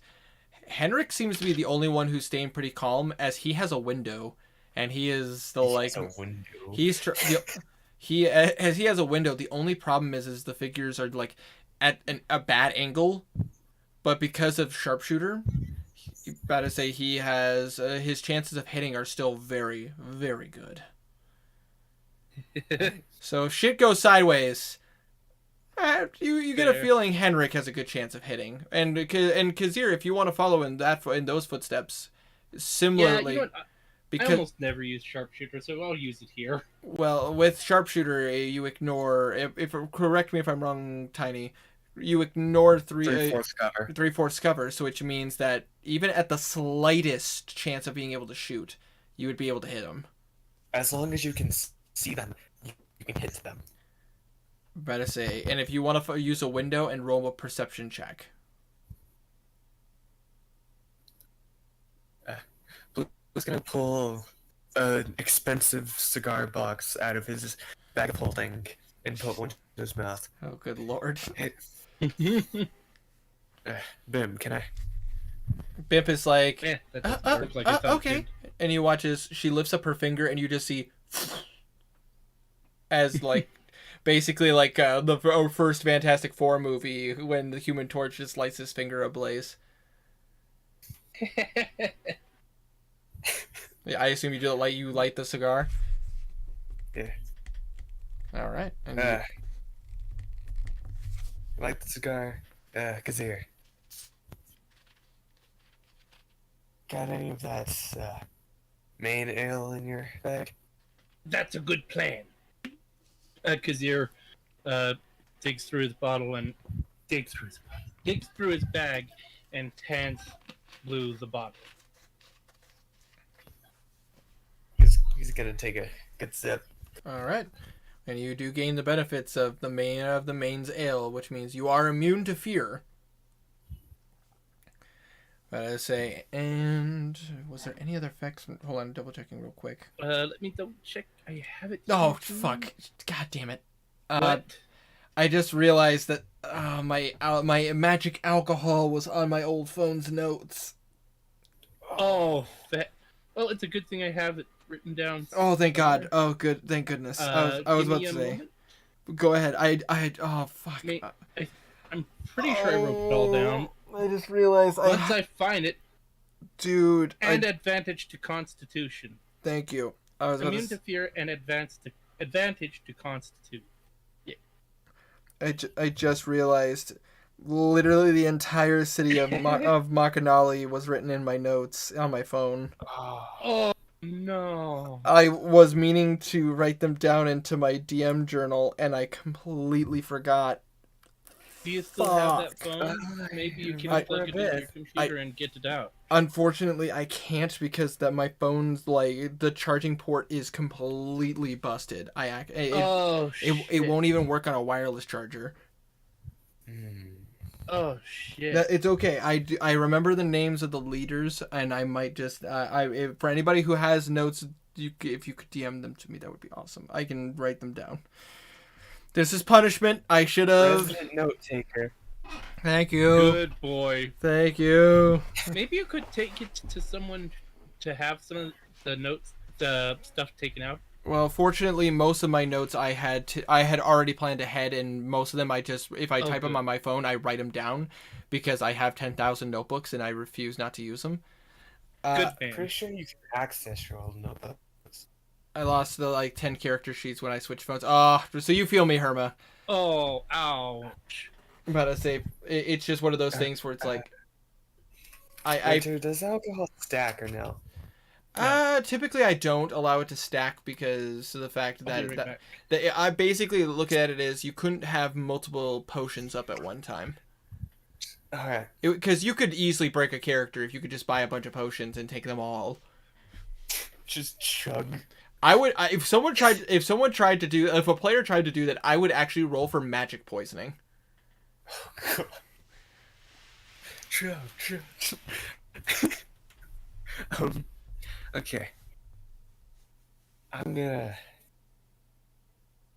pop the cigar, hand back the rest of the bottle, and head on out. Alrighty. And as you walk out, do you do it stealthily or openly? Openly. They know I'm here. Well, they know I was coming, so. Okay. So you open the door, and you immediately see the two of the figures look over at you. One seems to still have their eye gleamed on the person leaning against the rampart. Oh, my, look who decided to come and join us. Move, mother. I'm back. Sorry about that. It's all good. Welcome back. You seem to decide to take my invitation. Oh yeah, you can't miss an invitation to the party. That's just rude. Very true, very true. And with a cigar, no less. Met a class, I see. Want one? You watch as he actually, thinks about it, but then he's like, I'm alright. I'd rather keep my distance. Alright. Unless I can't control myself. I could just toss it to you. He gives you a look. Toss it to me. I'm gonna pull out one of the cigars and toss it to him. Alright, I won't make you roll for it because Blue has a decent dexterity. So literally you just, and I assume his sleight of hand is decent. Yeah. So you just chuck it and he catches it. And he, like, you watch as he puts it up to his mouth, and you watch as, similar to Bimp, you just see, like, watch him, like, flick his thumb underneath his pointer finger, and you just hear the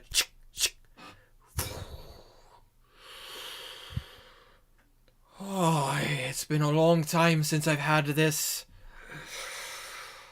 No. And you watch as he kind of takes a step back.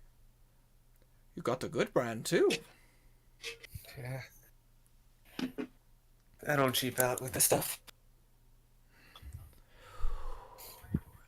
You watch as he just kind of starts blowing some smoke. Yeah. All right, you got my attention.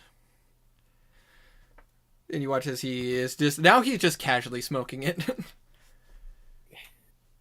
So, have you reconsidered my offer, Blue? Offer of fighting you guys? Well, you know, you could always be allies to the Broken Skull. You know, I always considered it, but you have that one guy on your team, that clown. Oh, what? You don't trust our good friend Garland.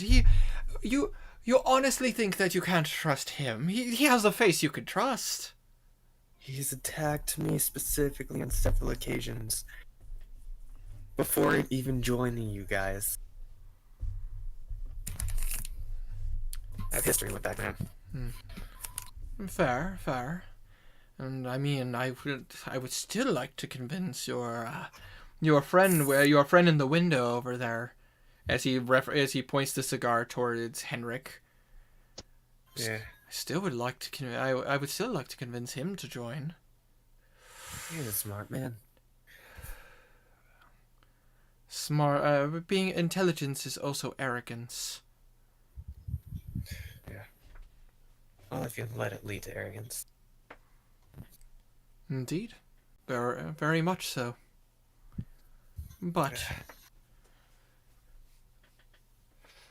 So... I take it you're making your stance against us. That wasn't the plan. What exactly do you have to say? Well, first off, I'm curious. What you gonna do with him? Gonna kill him? Gonna just... You see a very strong smile across his face. In his state, and what he's dealing with, oh, he's in agony. Delicious agony. We have no intention of killing him. As Blue, now that you're a bit closer and you can like make out the images and everything, you see the king. He is beaten badly. It seems like for the most part he's been able to hold his own, which by the way, you're also seeing the avatars. They also look like they've taken some pretty strong licks. Vector in particular looks like he ate the most of the damage. And like he has like sections of his armor are damaged. He has a couple of wounds on like on his chest going towards his hip. But it doesn't seem to bother him very much. But Ezrin and Vermalden both still, while they look okay, you can see that they do have some wounds. But looking at look like 3 farm boys who fought a bull. Pretty much. That's a pretty apt way to look at it. But the king, he looks like he was beaten half to death. He is like his arm, like that scale armor he was wearing is basically like half shattered. You can see an eye is missing. You see that he's missing several teeth. He, about to say, his weapon is still in one piece, but scarred. You notice that, like, several sections of his body have black veins going across them. But they all seem to be stemming from one really big wound. Right in the dead center of his chest, you see this massive gaping wound that looks like it was instantly infected. It is oozing black ichor. That's just nasty. Cool. Yeah. You got to understand.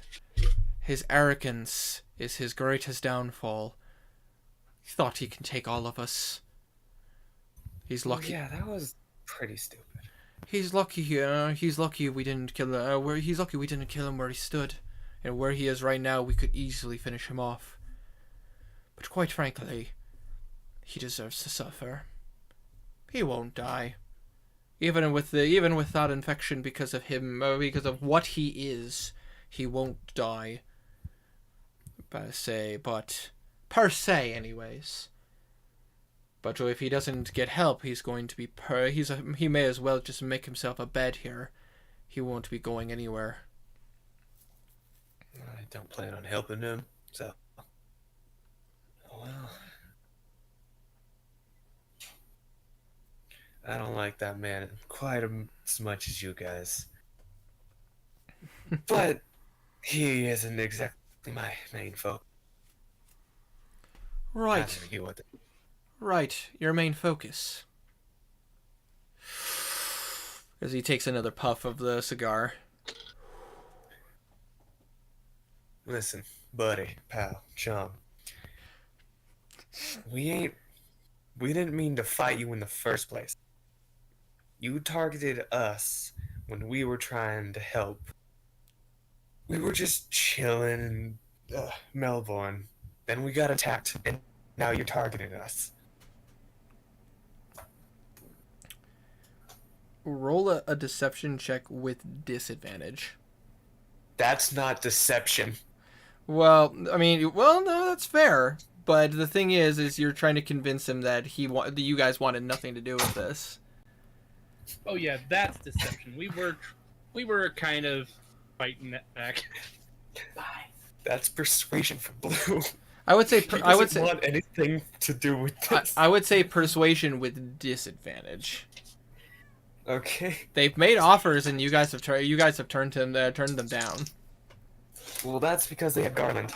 That is true, but even so. Either way. Let's see. My persuasion's still pretty good. That would be 8. Oh, do I have anything? You know what? I do. I'm gonna use a point of lucky. All right. Good plan.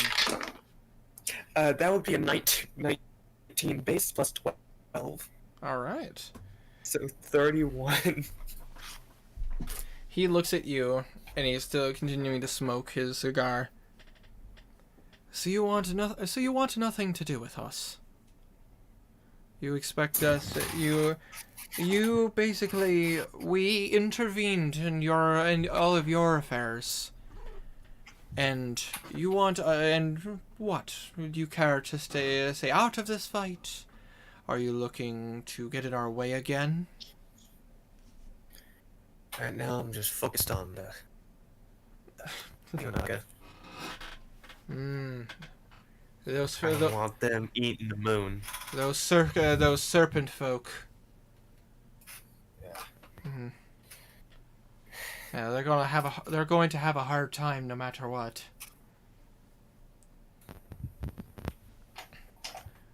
The leader's incredibly powerful from what I've seen. Managed to take an entire island himself. Relatively. We could take care of him pretty easily if we wanted to.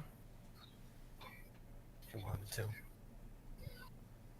I'll say for funsies, Blue, roll an insight check. Alright. I'm gonna roll a couple of checks real quick. White dice sour. Nice. Insights. The best.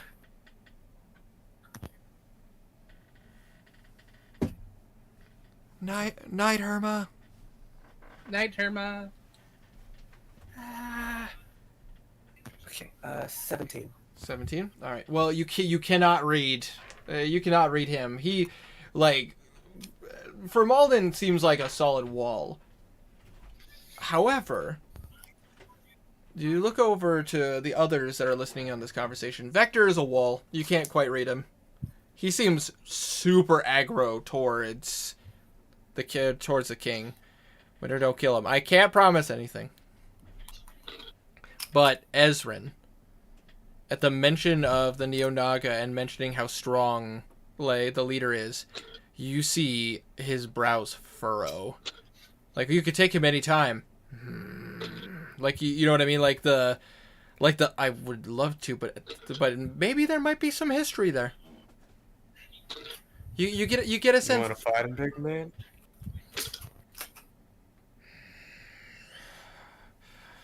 Kiloshini.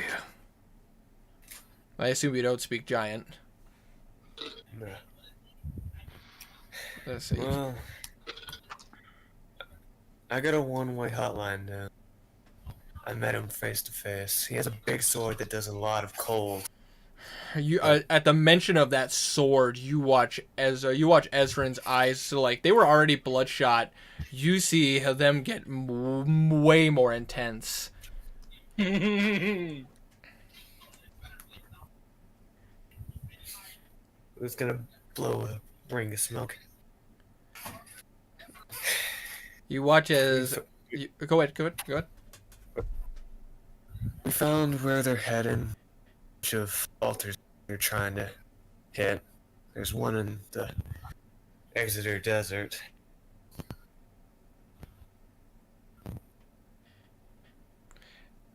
That would be a deception check. It is an Exeter Desert. It's actually it's actually near Uskar. Like it's not actually. About to say the temple that or the location that they're trying to get to as you guys found out from research. It's actually in Uskar, which if they were to succeed, they might end up flooding several cities. Oh. I thought it was an Exeter Desert. No, it is not. I was trying to give them the truth. But I mean, I will let you retcon that and say. Yeah, I'll say near Uskar. That is interesting information. That would be very difficult for them. However, he's currently spinning his wheels, trying to find one. Around that island. Yeah, that island nation. Yeah, with those disgusting folk. Fish? Sure, let's say the fish folk. I mean the angels. You watch as he spits. This is the first time you've seen Formalden not act super formal. Disgusting. Making deals and pacts with those celestials. Ugh. You know, I have no clue how it works. You know, you can trust it. You can always know where a demon's mind is. They're always very straightforward, and they don't differ very far. But angels and their gods, can't trust them worth a lick. Well, I agree with you there. Finally agreeing on some stuff. But either way, they'll get. I'm not worried about their. I'm not worried about their kind. We'll kill them all soon enough, or enslave them. Depends on what mood we're in. What mood are your best old friends in? Really? Well, soon Soon this entire plane will be bowing their knees, praying to the abyssal princes. As the one king when the one king arrives, you'll be wishing that everything had gone exactly the way we wanted it to be. I'll probably be dead by then. Bards don't really live that long. Yes. Yeah, with mouths like yours, there's always a potential. Right, right. Sorry about that whole queen thing, by the way. That was just coincidence. Right, right. Well, you watch as he takes one more drag, and you watch as he kind of takes in what's left of the cigar. Oh. Thank you very much for the cigar. It's something that I absolutely needed after all of this. But I mean, I got the rest of the box. Want it? you're trying to butter me up. Nah, I just don't smoke that much. I always can get more. You watch as he extends out his hand. Toss it to me. I toss it to him. Okay, and he'll catch it, and he'll look in. I will say this, Blue Ward. You have good taste. Thank you. I'd like to offer one last time to you, Solaris. Join up or stand down. What do you mean by stand down? Surrender to us. You mean work with you? Or just stop dealing with you? We want you to join us. If you would join, if you could become like us, as you watch as he just extends out his gargoyle like wings, and you see like exactly what he's turned into. Now that you're really seeing his face this close up, he is definitely taken in this form. He is definitely very gargoyle. You notice that his what little like shaggy of a beard he had has like turned into these like wisps of like hair going downwards. He has horns on the sides of his head. But the thing is that would probably be the scariest and unnerving of this character, his eyes. His eyes are pure black, and you see what appears to be these like little dots of purple staring at you. You could, all of you could become one of us. Ambassadors to the abyssal princes, rulers of this realm. Who's gonna walk over? Can he get on top of the side of the ramparts? I would say, yeah, with minimal effort, you could probably get onto the ramparts. He's gonna get on to the side of the ramparts, kind of balancing. Blood. Valismir. Valismir wanted to be here, but we felt, bless you. We felt like he was too close. But he's only a doorway away. A doorway.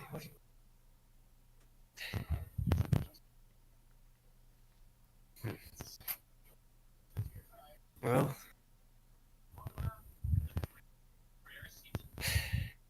I need to ask a question to one of you guys. So if we could delay this feud for a bit. You have 1 minute. Go confer with your friends.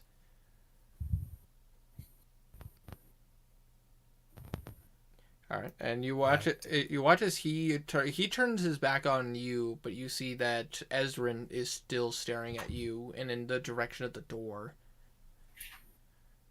And Blue, you watch as Formalden starts to mutter some words, and starts to move his hands. He's facing away from you guys, but you can tell he is starting to cast a spell.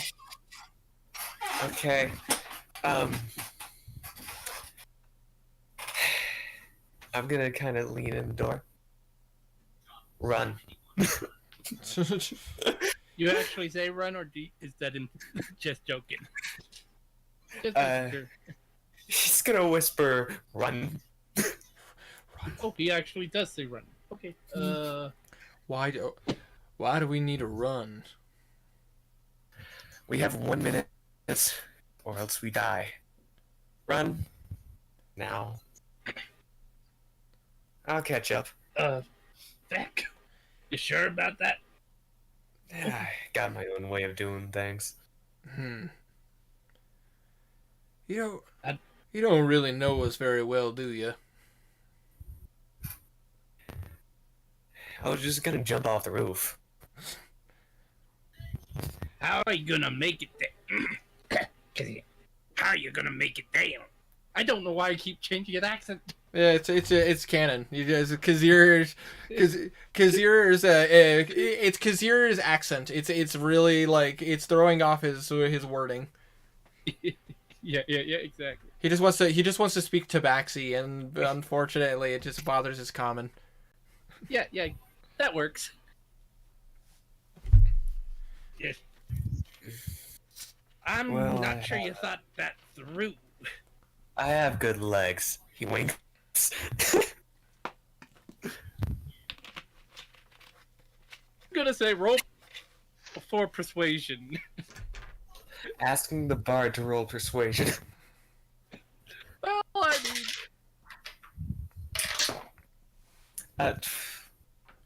Does a 31 work? oh god. Yeah, it works. Though actually, it was a high DC to convince Kazir in that moment. Blue. I'm not extraordinary. It was only like 15, but you get my point. Never mind. Anyways,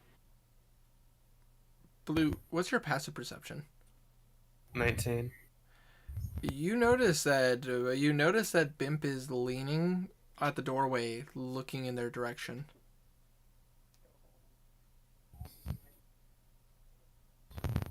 What you looking at?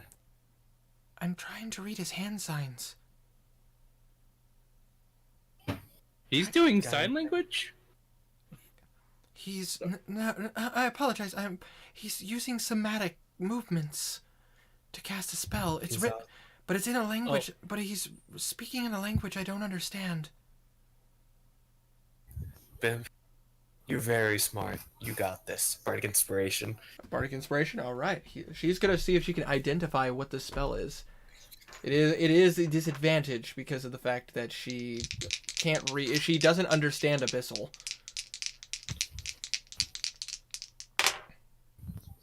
All right. Even with disadvantage, she still has a really good Arcana.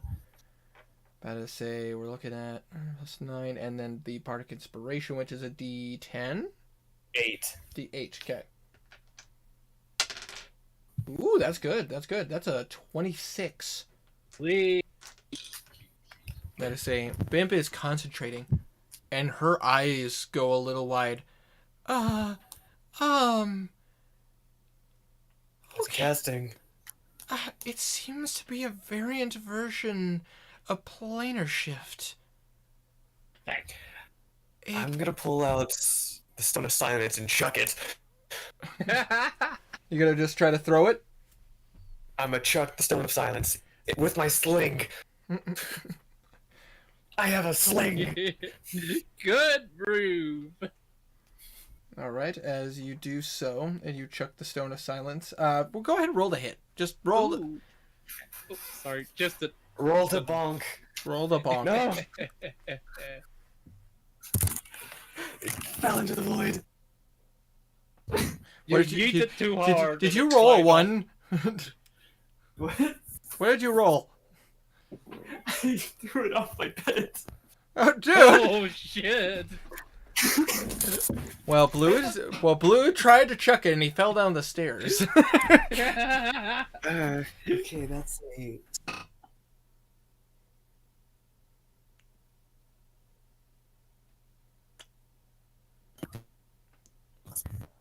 Whoa, that's a lot of robot. Beep, bop, bop. Still beeping. You want to roll that by me one more time?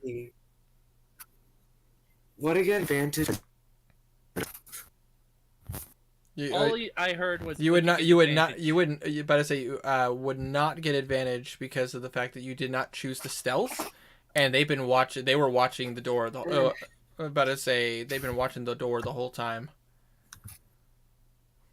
Either way, that's a 19. 19. Nice. 19 plus 19. 13 plus 6. 13 plus 6, 19. But I say that is definitely enough to get close to get close to Formalden. And as you do so, you suddenly watch as his voice. You hear this. You watch as he stops, and his hand signs stop, and he looks in your direction. Blue just shakes his head. No. That's cheating. You watch as he picks up the stone. He's gonna be bad. And you watch as he closes his hand. I'm sorry. I don't remember asking your permission to cast a spell. I'm gonna go ahead and start that again. You interrupt me casting, and you watch as his hand starts to glow, like this purplish color. And Blue, I need you to roll me a wisdom saving throw. Oh, fat. Okay. Let's be a... Please be a good roll.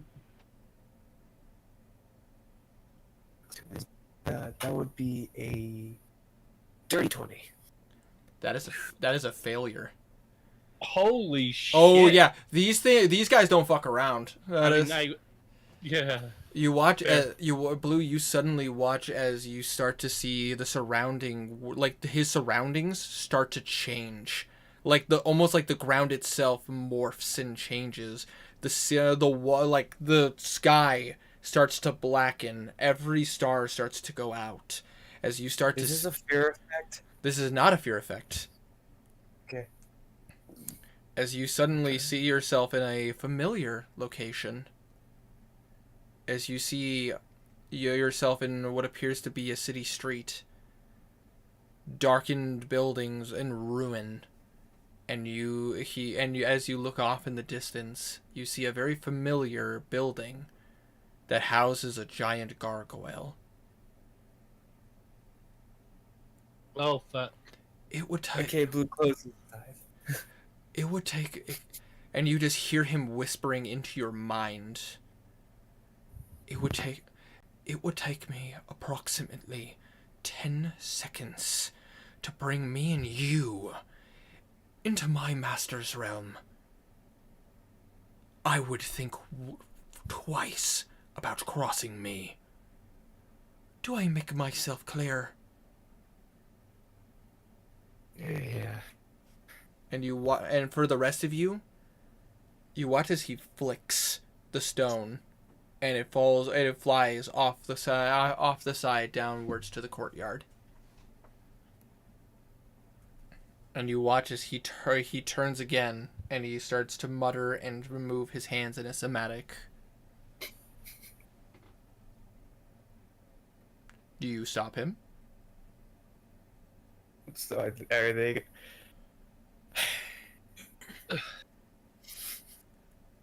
but it's 3 of them. I'm just asking the question. Do you let him continue? I will say, Blue, You don't see your friends anymore. But the moment, but you kind of reach out and you can feel them. With your true sight, you're able, as you get really up close, you can see them. You start. I would say with Blue's intelligence on Arcane, are you proficient in Arcana? Nope. Unfortunately, you're not quite sure. I think I'm checking. Okay. Efficiencies. Credit history. I am not. Unfortunately, magic like this is far too advanced for Blue to understand. This would be something that you would have had to like actually study the arcane full on to understand the effects of what is going on. But I would say as a player you probably have a pretty good idea of what's going on.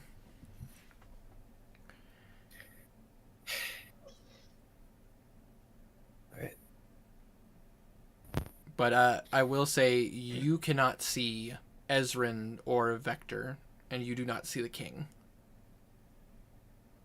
You see Formalden and what he's doing, and you know your allies are nearby because being near Bimp and being near Kazir, who is near the door, you could still see them. Winter? Yes. Blue's gonna close his eyes. Okay, you close your eyes. Oh no, I don't like the sound of that. He's gonna reach into the bag of holding. He has all of his sending stones on a little thing. Okay. Like, all of them connected. Okay. One to Roland, one to yada yada, everyone. He's just gonna kind of step inside. Step inside. Activate them. Okay. And stay so that White Feather, Roland's, the mom, Kevlar, Symbol, all of them can hear. Three abyssal lords on the roof of the castle and the king about to die. Got a minute until he summons some type of creature.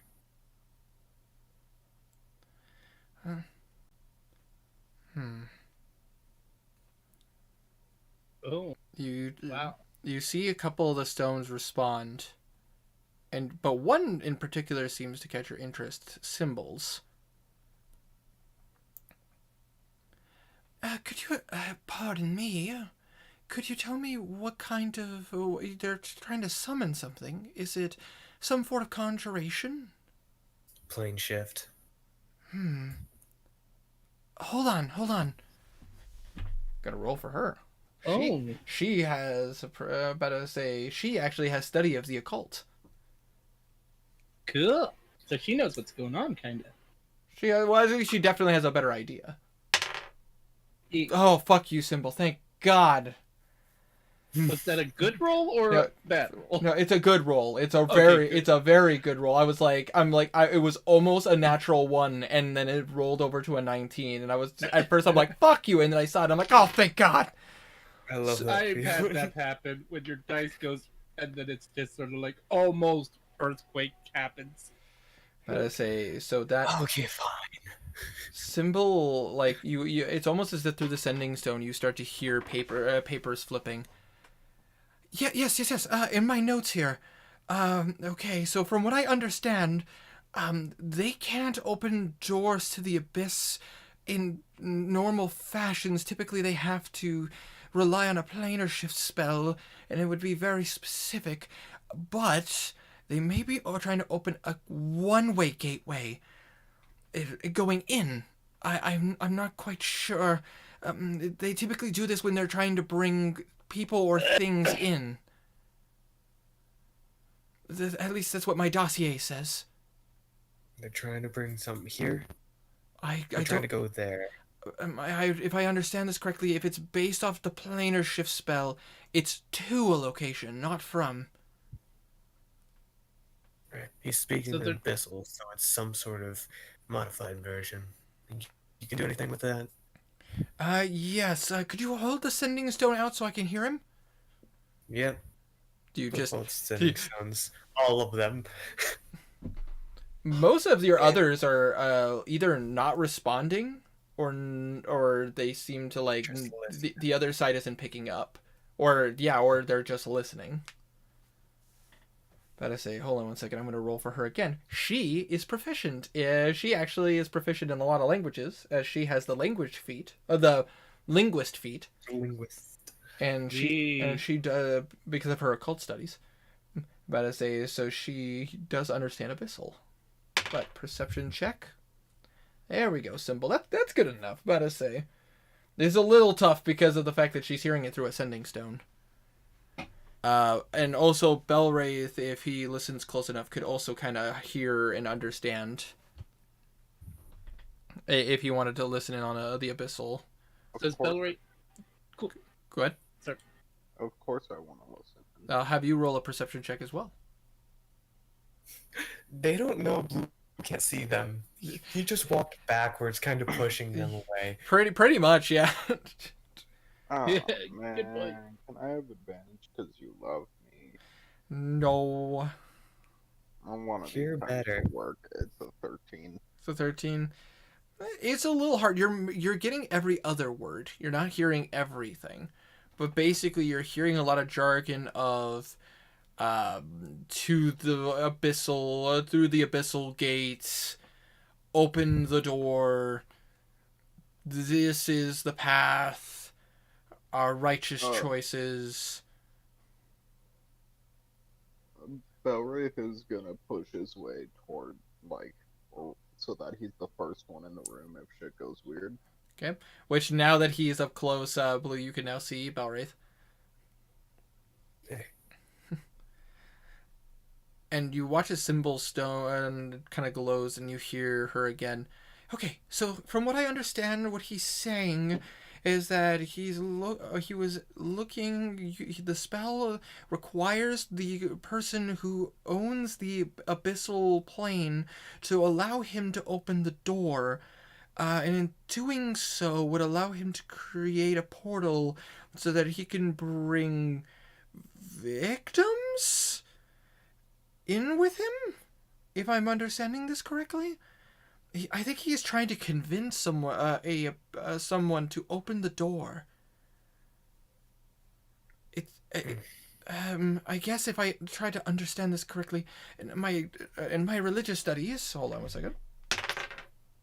God damn, go symbol. Fuck yeah, that was a natural 16. Holy shit. MVP. Well, I mean, this is her expertise. You're not asking her to do any physical challenges. Yeah.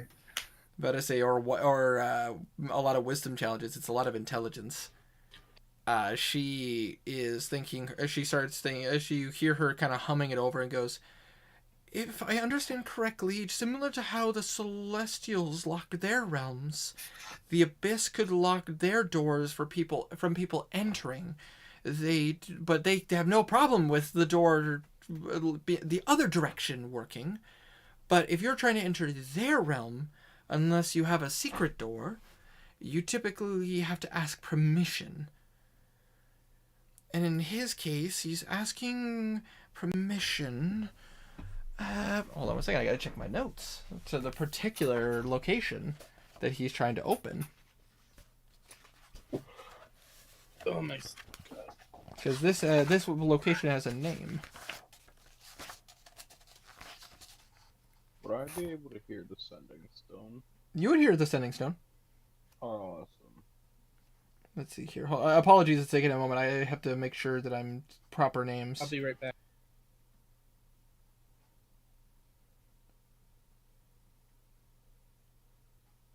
Well, let's see here. It would be... Okay, here we go. So... I have to open my book.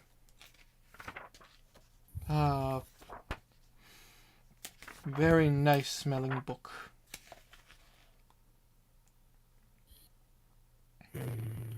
It seems he is trying to open a portal.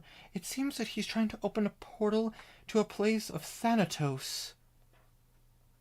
Thanatos. Heard that before. Specifically to a location known as Naratir? Can I roll? Religion. If you are since you are a cleric, I will allow you to roll a religion check. I'm proficiency in religion. Then you also can roll. Fuck off. That's gonna be a 4. Isn't Belwraith proficient in religion?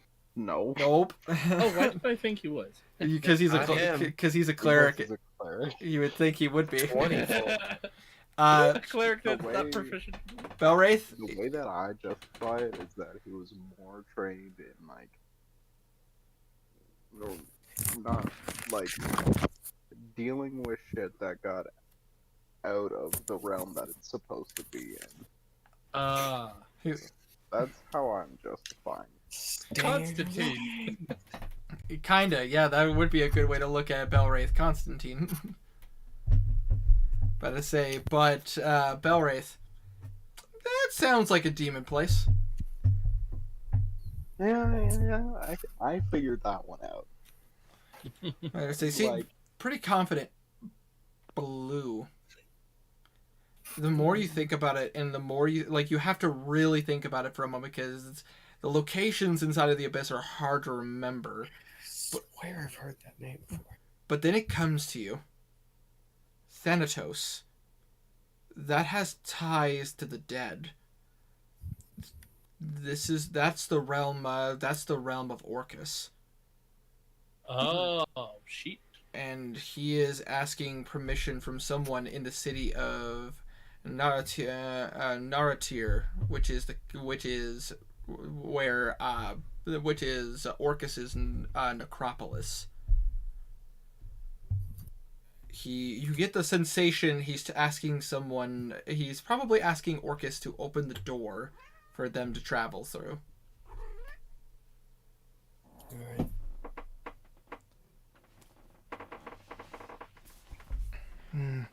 Well, if that's the case, the portal would be harmless to this dimension, as nothing would be able to come through. Garland. If I understand from what you guys have told me, if he wanted to be there, couldn't he just open a door? Like himself? Good. If he wanted, this seems more like they're going in, or wanting to bring others in.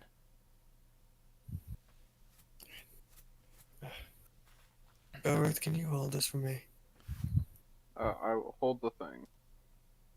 The sending stones, right? You get to hold the setting stones, so anyone listening gets to record this. Yeah, he's gonna walk out. Alright. From Alden. You watch as he's still muttering as his spell is coming to an end. Good questions. And suddenly, you watch as a blackish circle opens up in front of him. All right then. Now that that's taken care of, you have a question? Yeah, few. If you don't mind answering that. That depends on Dormammu, I've come to bargain. God. And what is your question? First off, what is Illatar? Oh, run that by me one more time. What is Illatar? What is Zelatar? Zelatar, man. Sorry. Brain spasm. A Zelatar.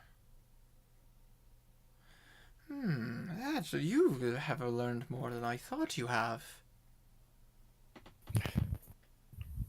How did you come across this information? My friend was taken there by Valismir. That's why I wanted face to face. Right.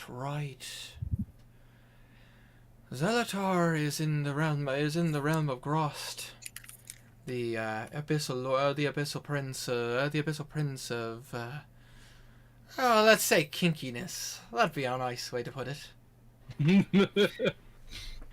Nice way. Yeah, that would be from where this door goes. It'd be a hop and a skip.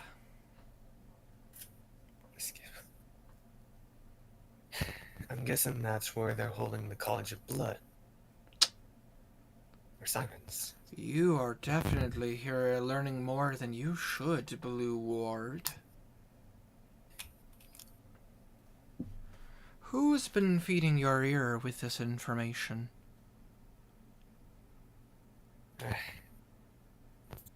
I get it here and there. He's gonna roll an insight check on you. Insight check. It's like, for what? What'd you get? What's I'm supposed to do? Well, he's trying to roll an insight check on you. Are you trying to deceive him to not tell him exactly where you got the information, or are you trying to persuade? Or are you trying to persuade him? I am getting it from here and there. I was to say you're trying. That's why I was saying you're using your words very specifically, so where you were trying to go for persuasion. Persuasion. Roll me a persuasion check. I'm technically not lying. You're technically not. No. You don't give it. Don't make me think I don't believe you. I'm just asking the question. That's why you're using it. I was like, you're using your words very specifically. Jesus. 31. He's really good at persuasion today. He's looking at you and like you. Fuck you. You're somebody who like has definite like you and your crew have worked very hard to try to see through people's ruses and try to say and you definitely know what it means to try to search for a tick or a giveaway. And you watch as he's looking at you, and it looks like he's trying to read you. Fair enough. Someone has been talking more than they should have. I think one of your agents leaked stuff to the Fae. Fair enough. Any other questions you'd like to ask? Let's see. Actually.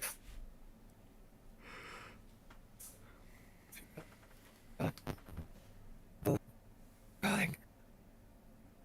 What? Scrolling. Crying? Scrolling. Well, scrolling. Scrolling. Going through your notes. I was like, scrying? Scry? God, I'm a bit too free.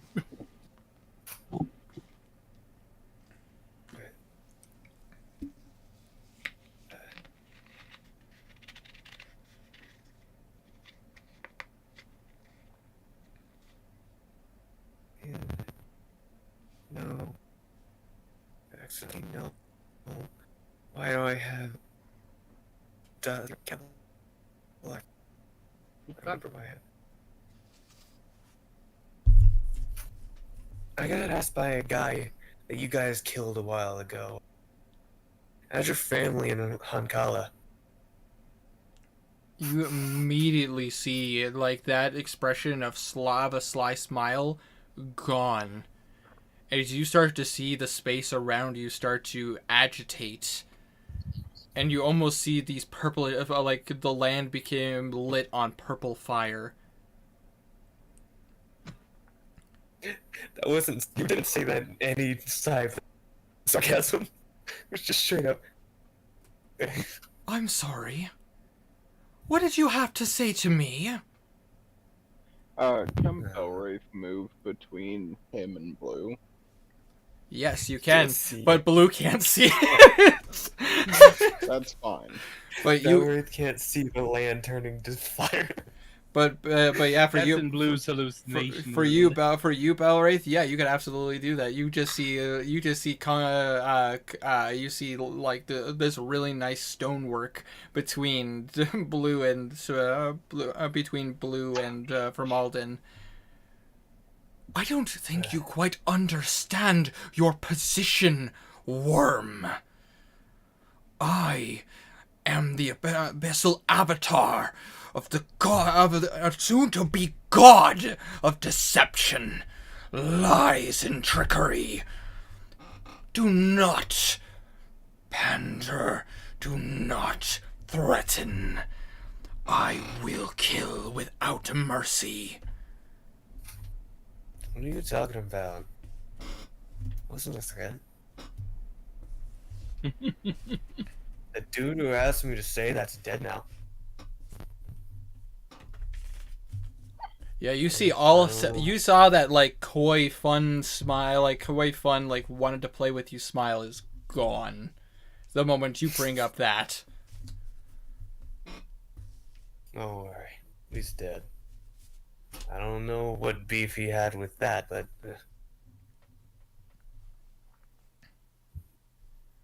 ain't my place. I think the time for talk is done. So, this right here for you worms is your final and suggestion. Not even an offer anymore. A suggestion, unless you want to die like the rest of the people out there. This door leads into our realm. You watch as he snaps, and for the rest of you, you watch as Ezrin walks towards the gate. Zinlock Nook. Ketel Garnan. Garnan? Garnan? Was that Abyssal? Nope. That was Giant. He's speaking in a Giant. Does anyone? Oh, never mind. Garnan speaks Symbol Giant. still hears all Yeah, this, Symbol is still hearing all of this. About to say, and she can. But Ezrin has not spoken in anything other than Giant. And you watch as he steps into the portal. Vector is taking his time. He is staring at the king. Like blood murder in his eyes. As he takes a step back, and he looks at, and as he is about to step through the portal, he speaks in Abyssal to Formalden. Belwraith, if you would like to roll a perception check. Yeah, can I have advantage because you love me or anything? Have Symbol roll perception and say whatever they say in common. I don't need it anyway. I rolled 26. Oh, thank goodness. Symbol did not hear well when it came to... She rolled well for the Giant. She rolled badly for the Abyssal. She didn't hear that. But for the Abyssal, you hear him say, "Remember, don't kill them yet." And you watch as he goes through the door. This door is open for the next hour. If you choose to join us and become a part of the Broken Skull, then come and enter. If you refuse and choose not to, your fate is sealed, just like every other maggot and earthworm that's out there. And as he says that, he turns his back on you. It's your choice, Solaris. Your life depends on it. And you watch as he steps forward into the gateway. And Blue, the moment he is out, your vision starts to return to normal. The night sky is back above with all the stars. The vision of the giant temple and the gargoyle is gone. You suddenly see your friends around again. And you see what appears to be a decent-sized gateway and you can see into the realm. Anybody who wants to get close to the door to the gate, but not in it, you'd still be a distance away. I'm gonna get close to the gate to peek in. You can see into the realm. Sure, Kazir will as well. This realm looks to be a giant necropolis. You can see you see giant temples and cathedrals made of bone, and you will see the living dead wandering in every direction. Sneaky. Belwraith, Mm. I need you to roll me a wisdom saving throw. Oh shit! I need to use Romeo. Maybe I don't wanna. That was an 8. Natural 1. Oh. You suddenly feel that static in your mind again, and you hear it say, "Go through." Someone grab him! Grab him! And it almost without thinking, your legs start to move towards the gate. Does anybody do anything? Garnan and Billman will like tackle Belwraith. Yeah, Kazir too. Belwraith Kazir will step in front of the door. Belwraith, I need you to roll me an athletics or an acrobatics check of your choice. Oh, god damn it. Damn you! I mean, that's the same, so... Well, now we know what athletics. it is. I am so happy that I'm rolling well this session. That's gonna be a 7. Ouch! Philman, well, that's a good thing you. Philman tripped, trying to jump at you, as he rolled a natural 1. But Garnan got a 25. He tackles you, and he has you like in a bear hug. What are you doing, Belwraith? Slap him. Slap. Belwraith, you take a point of damage because I'm not an asshole. I'm not gonna make you take his strength. I'm not gonna make you take his strength. And he wouldn't be like slapping him to do damage. It would be a wake up slap, basically. Would they be able to read that I'm not really in control here? No, but you just incoherently walking towards the portal with your arms dangling to your side is definitely a sign of something's wrong. We can assume something happened. Better say he slaps you, and a couple times, because it takes a couple times to get you to just kind of rattle and come back to your senses. I'm gonna go check on the king. Absolutely. Better say you walk up to the king, and you hear very light breathing. Again, the king looks really, really bad. They fucked him up good. I rolled that fight, by the way, just so you guys know. They fucked him up good. Fair. Is he still awake? You can see. You can only see one eye socket. You can't see his other eye.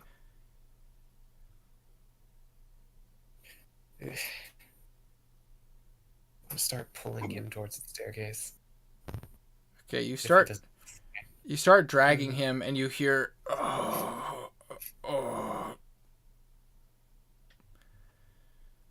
would you please not? No. Get off of this roof. I'm getting you off of this roof. You watch as electricity starts to kind of tingle around his hand. This is your one chance to let go. I let go. Just let him drop the gun. I'm the king of Athoria. I will not be manhandled. And you watch as he tries to stand up. You watch as he tries to like get up, and he can't. Like you watch as he like tries to lift his chest, and his chest just like falls backwards. I need to heal.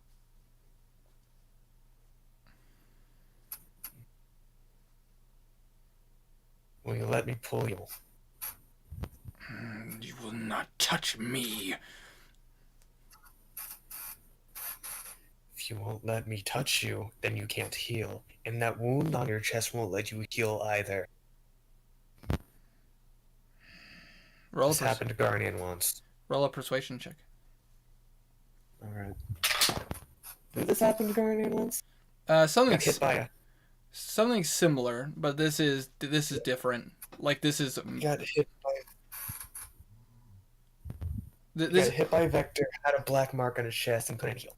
Yeah, I'm about to say it is similar in that fashion, but there's something different. This looks disgusting. More intense. Like this looks not only looks disgusting. This looks like they like. You honestly, you know the spell Bestow Curse, correct? Yeah. This is similar to that, but this is much different. It's like what Garnet had was I'm just gonna kind of do this. Meanwhile, this is like, I am doing this full force, kind of. Yeah, that's a good way to put it. At least that's what I picture. Do this. You know what I mean? Yeah. Like, just the like if it's a punch versus a full force punch. I can't put it into words right now. Brain putting full effort into it. That's a good way to describe it. But if you want to convince him to let you touch him, you need to roll a. I got a 20. Damn! Did you say a 28? Yeah. You've been rolling above 20 all night. Holy shit! I'm doing a lot of persuasion checks. I have a plus 12. To be fair, with his investigations and all that stuff, where he got a 16 earlier, and even his save 13. and his wisdom save could not save him. Oh yeah, that's true. But still, that wisdom save was a pretty high save. Yes, it is. It is a high save. Well, I mean, I can tell you that right now. These are not like CR10s. I know. I'm just saying it was a high roll. I to say, you watch as he looks at you. Well, he moves his head in your direction. Heal me. I'm out of spell slots.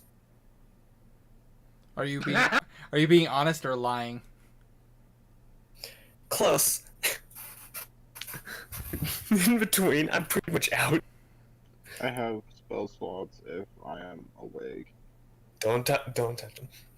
I mean, after being slapped by Garnet about 5 times, you come back to your conscious, and you're now realizing how close you were to the portal. Kazir, come here. What? Yeah. Okay. He reluctantly nods as he comes closer. Okay. Yeah, Kazir, drag him down. Kazir, you see a similar sight. What did you say, Blue, before Winter said the thing? Help me drag him to the stairs. Getting him away from the portal. Kazir very reluctantly, like almost, like clearly has thought that I could kill the king right this moment. Clearly, but we're bringing him to the stairs and killing him. Fair. Roll him down the stairs like a barrel. Yes. Dun. He can't move his muscle. So it'd be funny. Agree to help Blue. All right, so so I assume you guys pick him up. Yeah. He is not moving his legs whatsoever, and his arms are limp in your grasp. His head is downwards, like he can't even hold his own head up. We're gonna bring him to the stairs.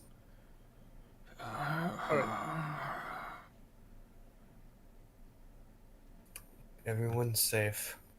Managed to get everyone out of here. Belwraith, if you do not resist, Garnan is going to bring you back to the staircase. Yeah, no, I'm not gonna. Okay, he is going to not necessarily drag you. He's going to pick you up, but you get an idea. But you get the idea. He's keeping one arm on you just in case. You get princess held. This is humiliating. Well, he wouldn't go princess hold. He would be more like the salesman who like one arm over the shoulder, going like, "Look at all the fucks I give. Come this way. Come with me, and you'll see." A place of pure annihilation. Oh God. While we're holding Kazir, I'm gonna tap on Kazir's hand using Thieves' Cant. What do you try to communicate? This is your chance. As you are now at the top of the stairs. Your assassin ability will go off, and you can use the Does adamantine Belric dagger. know about it? He knows that one of his targets is the king. Does And the king's right here. Yeah, he was not- there during the thing, and Kazir told his whole group. Yeah. At least I'm pretty sure that's. He told the whole group that he had I mean, Hag. let me roll. King. Let me roll something. All right. With disadvantage because of what just happened to you. It's more of just making A moral decision. decision. Oh yeah, because I'm struggling right now. You know what? I'll This guy roll. sucks. I'm gonna do it. Yeah, Kazir's. I'm gonna cast Cure Wounds at 5th level on the king. Ah, fuck. No counter spell. Well, here's the thing: as you guys watch as the whole touch distance. you watch as a holy light gets close to the king. You watch as his mark lights ablaze with this dark magic, and you hear, "Ah! Ah! That was Cure Wounds. Ah!" I know. As you watch his body starts to deteriorate. Wait, since me and Blue are holding him, does anything happen to us? Nope. Okay, good. Just We're him. flanking him. So you ever see the pus come out of a wound? Oh, Like how it kind of oozes out. Yes. Ew, His is more like explosion, like explosive, like spouts of like black ichor coming out of his chest. I see. We're flanking him. We're flanking him. Do So- you wanna? So my question is, what are you guys doing? Okay. I'm gonna Belric Thieves' is Cant tap. Belric is looking Kazir in the face. While he says this, we need to get him to a doctor. Wink. You had to say that, didn't you? Blue's gonna shake his head. Blue doesn't. I mean, Kazir. Wow, there's an angel and a devil on your shoulder, and the devil is trying to be an angel. I'm gonna do a persuasive check. Well, hold up. This is hard to pick. Hold up. Gotta say, this one is up to Stray to decide. What would Kazir take this opportunity? We need the mass power. He sucks.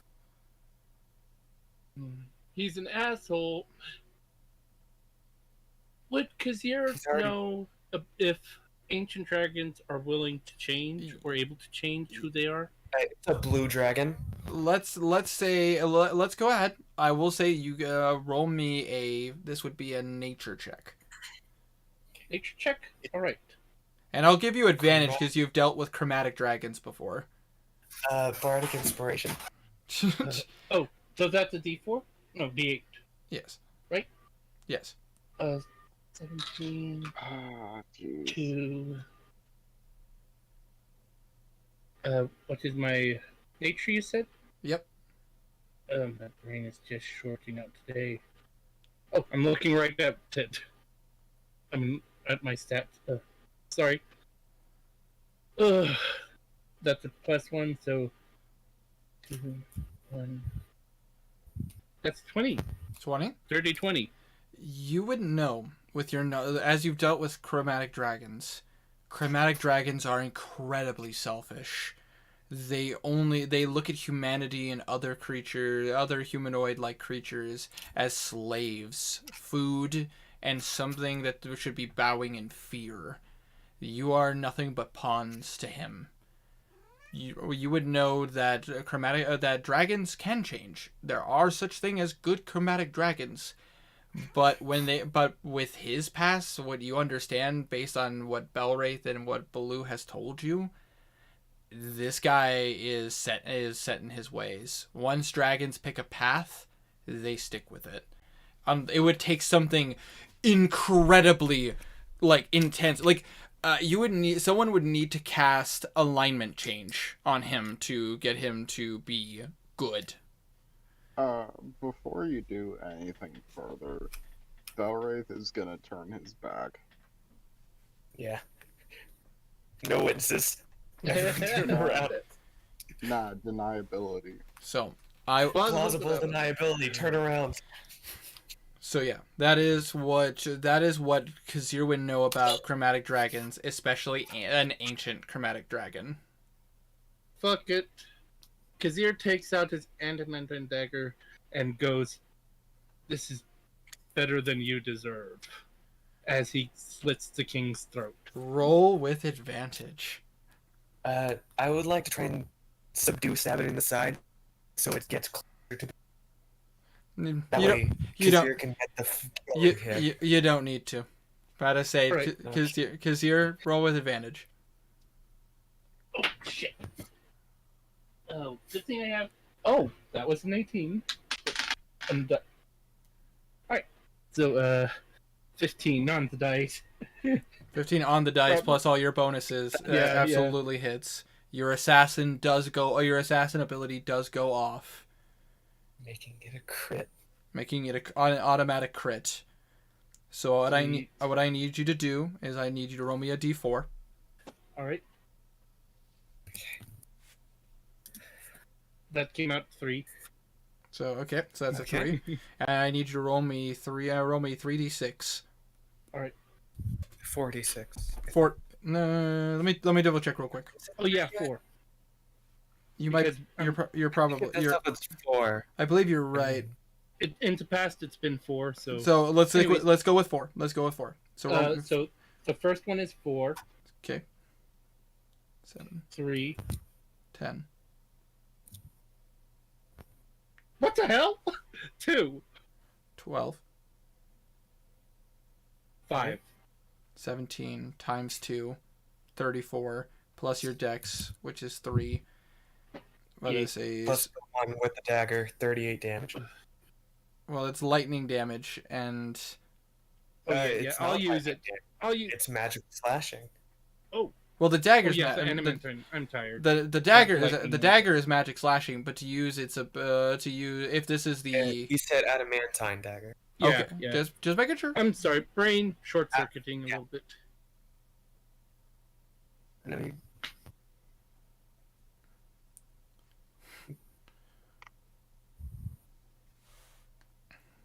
Either way, with that much damage done, Kazir taking this opportunity, and if you don't mind me painting a word picture for you, unless you want to tell me exactly how you kill him. No, I don't mind. The one thing I will say is that as the king bleeds out, he says, "This is for all the slaves that came because of you."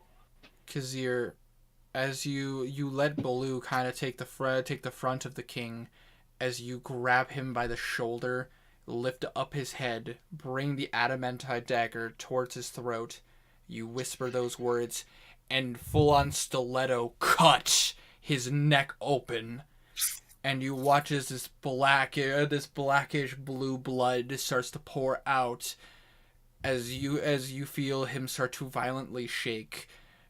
And Blue, you get to watch as a face of fear. This is an ancient dragon who never thought they would ever see death.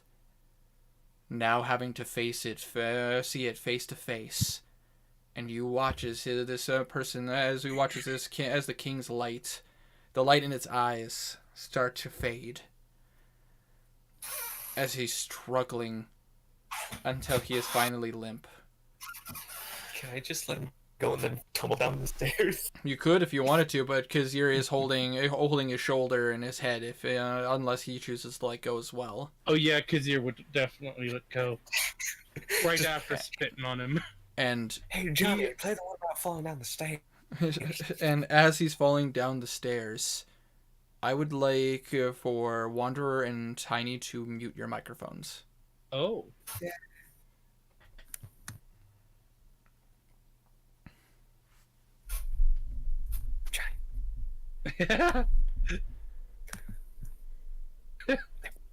Sorry. It's all good. Anticlimactic. It's all good. It's all good. Just waiting for Tiny to mute. But while we're waiting, Kazir has a mixed look on his face, like almost like he really didn't want to do that, but almost a slight smile, knowing that this will put people on the right path. Indeed.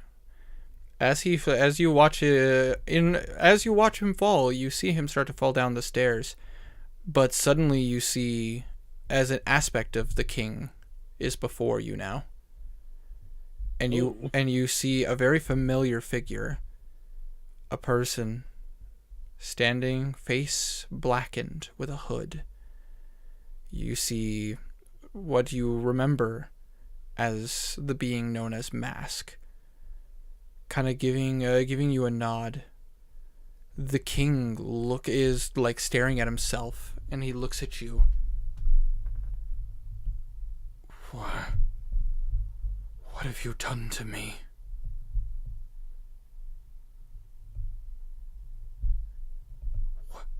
What are you? Is he talking to me or the figure?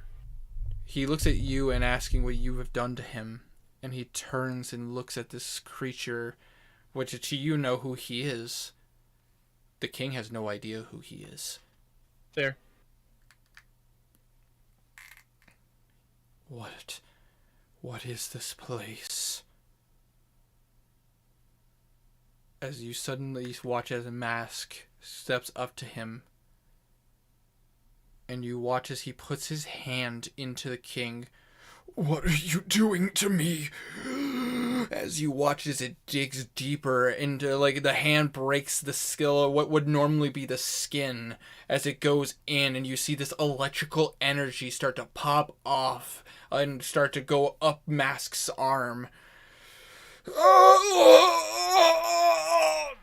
As you watch it as he just digs deeper and deeper until Kazir doesn't even flinch as he's watching this. And sorry. In the king's voice, as you suddenly watch as the face kind of like he's basically, the king is now kneeling, his head, his body limping backwards, and he looks at you can see his head, his face upside down, staring at you, and in his voice you hear, I was a terrible person. A monster amongst my people. Holy shit.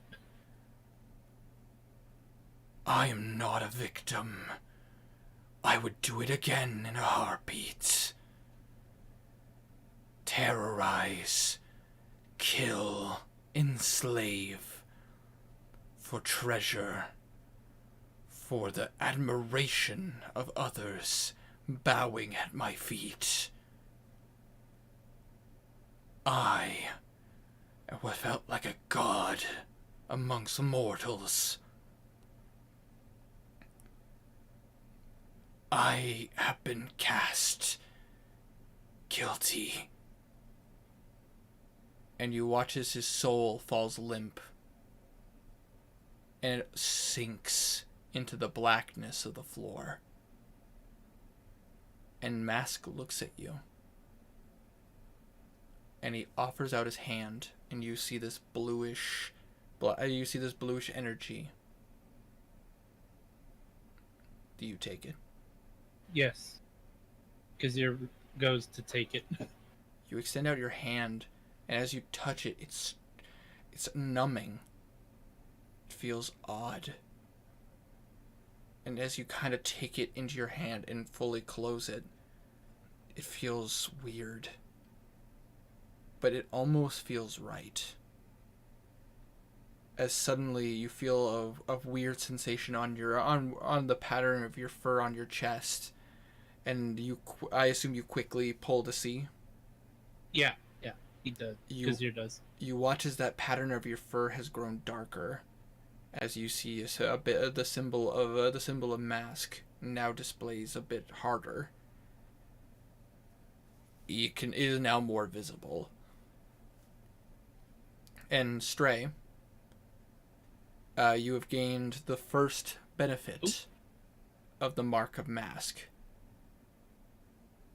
First things first, you can now cast Pass Without a Trace once per day. Oh. Without needing any items.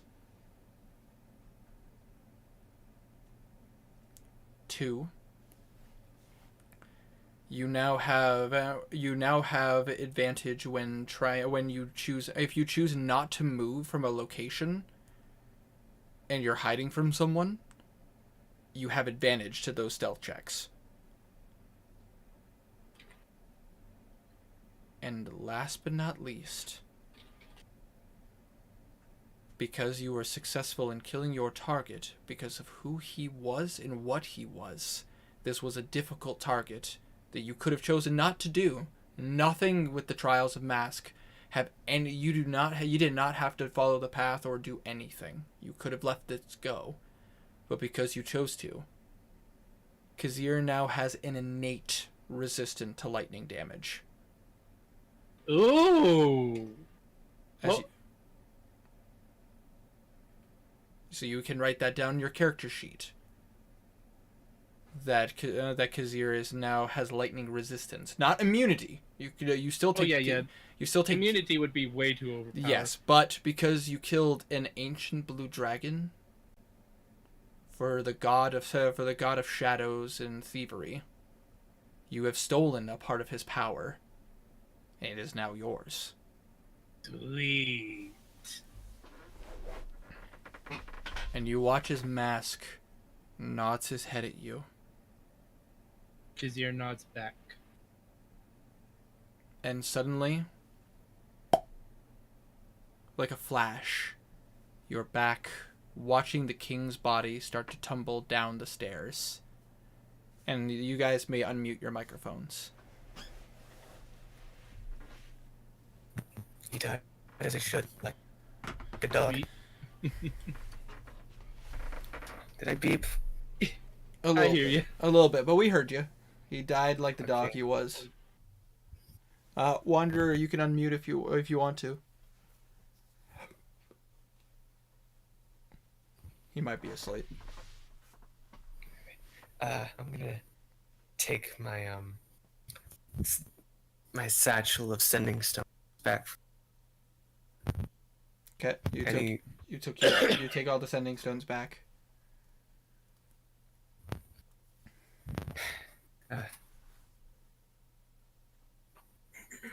Whoever's on these lines, who can answer? You watch as the light from symbols lights up. You see the symbol. You notice that the symbol of Kevlar, the symbol of your mother, the symbol of Roland.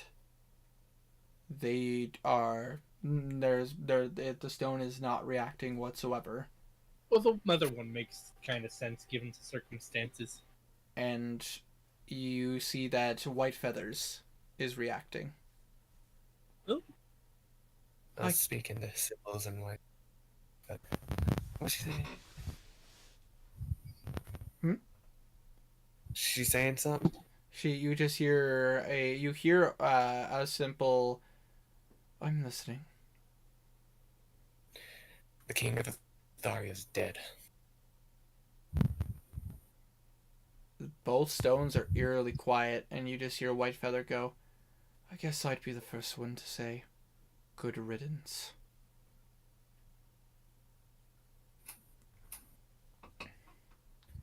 There is a portal open to the abyss on the roof of the castle. But based on what I understood, it should... Symbolstone lights up. But based on what I understand, it should disappear within an hour. Yeah. Which means it's gonna look at a team. We gotta get moving. Well, do any of you know Dispel Magic? I feel like Belrace would, but... Knuckle, do you have it prepared? Let me double check. And you watch his eyes kind of roll back. And let me double check. Used it a few times. Don't know if he has it now. Yes, he does have it prepared. Right. I can try if you would like me to. You got this, buddy. Bardic Inspiration. And he is... Because you can Bardic Inspiration dispel magic. Can you? I thought it was ability checks, saving throws, and... Dispel magic is an ability check. Is it? Does it? I'll double check it later. I'll believe you. I believe you. I believe you, but I'm gonna... Counter spell and dispel magic count as ability. I will double check that later. I feel like that would be kind of cheating if you could just Bardic Inspiration like a counter spell. Oh! How to say? Ow. Are you okay? Yeah, just a weird hiccup. You watch as Knuckle lifts up his hands and goes, "Be gone, portal. We do not need you here." And he's going to cast Dispel Magic. He's just going to do it at a 3rd level spell slot because he can't cast it at the same level to get rid of it. With his wisdom, that is a dirty 20. As you watch as Knuckle extends out his hands, and you watch as he kind of moves them, and you watch as it's almost like his hands are coming together. And suddenly, for the first time for you guys, you watch as this giant golden gauntlet comes up right behind the portal and grabs it. And you watch as you hear a...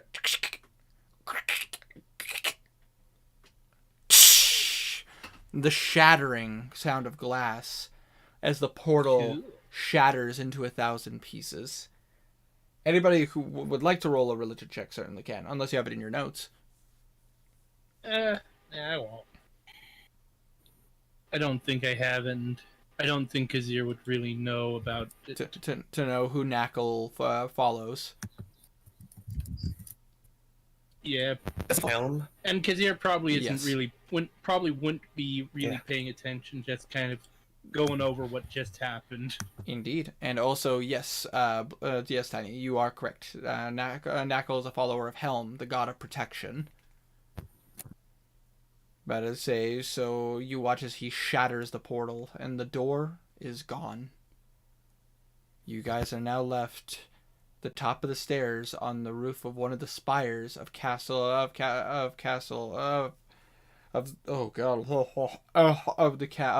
Westray. The king, and thanks to you, Kazir, the king of Atharia lays dead, falling down the stairs. And you hear noises for a solid 10 minutes as his scales and armor are bouncing off every step on the way down. And that is where we're going to end tonight's session. Good. Wait. Nice. Good shit, guys. Woo! I got some questions answered. About to say, this could have gone... And annoyed from Malden. This could have gone really bad. Winter, quickly check in D&D chat. I put our spell into dispel magic. I'm pulling it up. Hold up.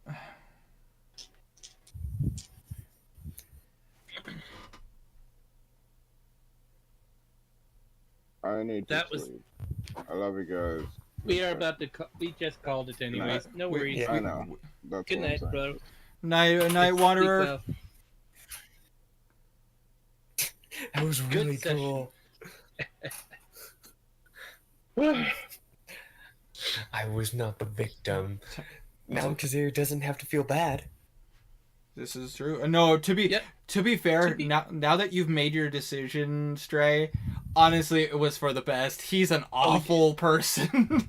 Oh, I agree. That's Really part of why I bad was dude. asking is Kazir. Part of why Kazir was so torn is it's like even the darkest if he creatures was can change. Yeah, most of the time, darkest creatures can change, and it's like, will he just change? No. Everything that I've heard, these kind of dragons don't change once they set.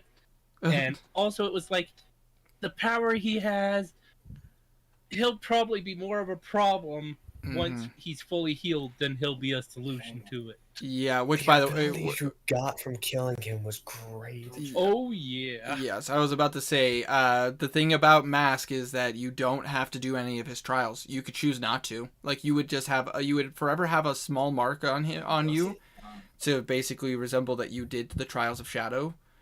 But as far as doing the Trials of Mask, you don't have to. There's no obligation. But he is, but he is the thief, the god of thievery and shadows. I think the biggest challenge is going to be, I almost said for Malden. That's not who I was thinking of. The guy who's part of the guy who's part of the guy? Yeah, him. Theander. He's one of my targets, right? Yeah, Theander. Yes. Just making sure. Yes. Yeah. It was the king, Theander, and oh gosh, hold on. The hag. The hag. The hag. A very familiar face. Hey, Winter, you read the spell description? I did read the spell description. I do see that is an ability check. I don't know. Funny. Me as the DM doesn't want that.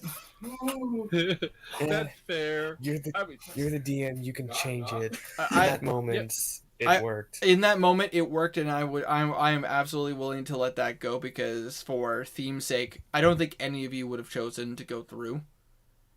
No. But the option was there. Blue is tempted. Oh, I believe it. But the one Kazir was kind of half tempted, like so scared. If I could get away with getting into their ranks, I could do some real damage. But like going, most likely they'd see through me. Yeah. So there's no point in trying. You could have tried. That would be its whole adventure, its own whole adventure. Oh yeah. But I would say this: the moment Wanderer said I rolled a nat 1, I'm like, oh no, someone tackle him.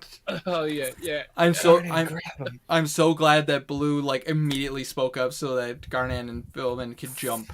And if he would have succeeded in his acrobatics athletics check, Belwraith would have gone through the portal. If he would have succeeded, I would have cutting words. Fair. But I'm just saying, like, that could have been really, really bad. I'm gonna say that right now. Like, Wanderer's not here, so he can't hear me. Honestly, it wouldn't be fun. Honestly, there would have been a chance that Wanderer might have lost his character if he would have gone through. I expected to die this session. Hey, you handled yourself pretty well. You didn't piss him off too much. However, you got to see a bit of Vermalden's avatar abilities. Yikes! Yes, horrifying. I messed with him. Yeah, you fucked with him, and you see what happens when he loses that sly sense of humor. It wasn't even messing with him. It was just he worded it like it was an actual question.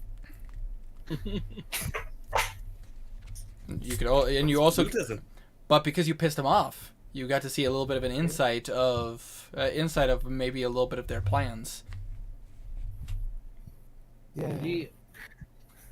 People start messing up when they're angry. Exactly, and that's on purpose. That's on purpose. But I say, hey man, you do your research, you take your time, and you make these moments count, and you're willing to commit.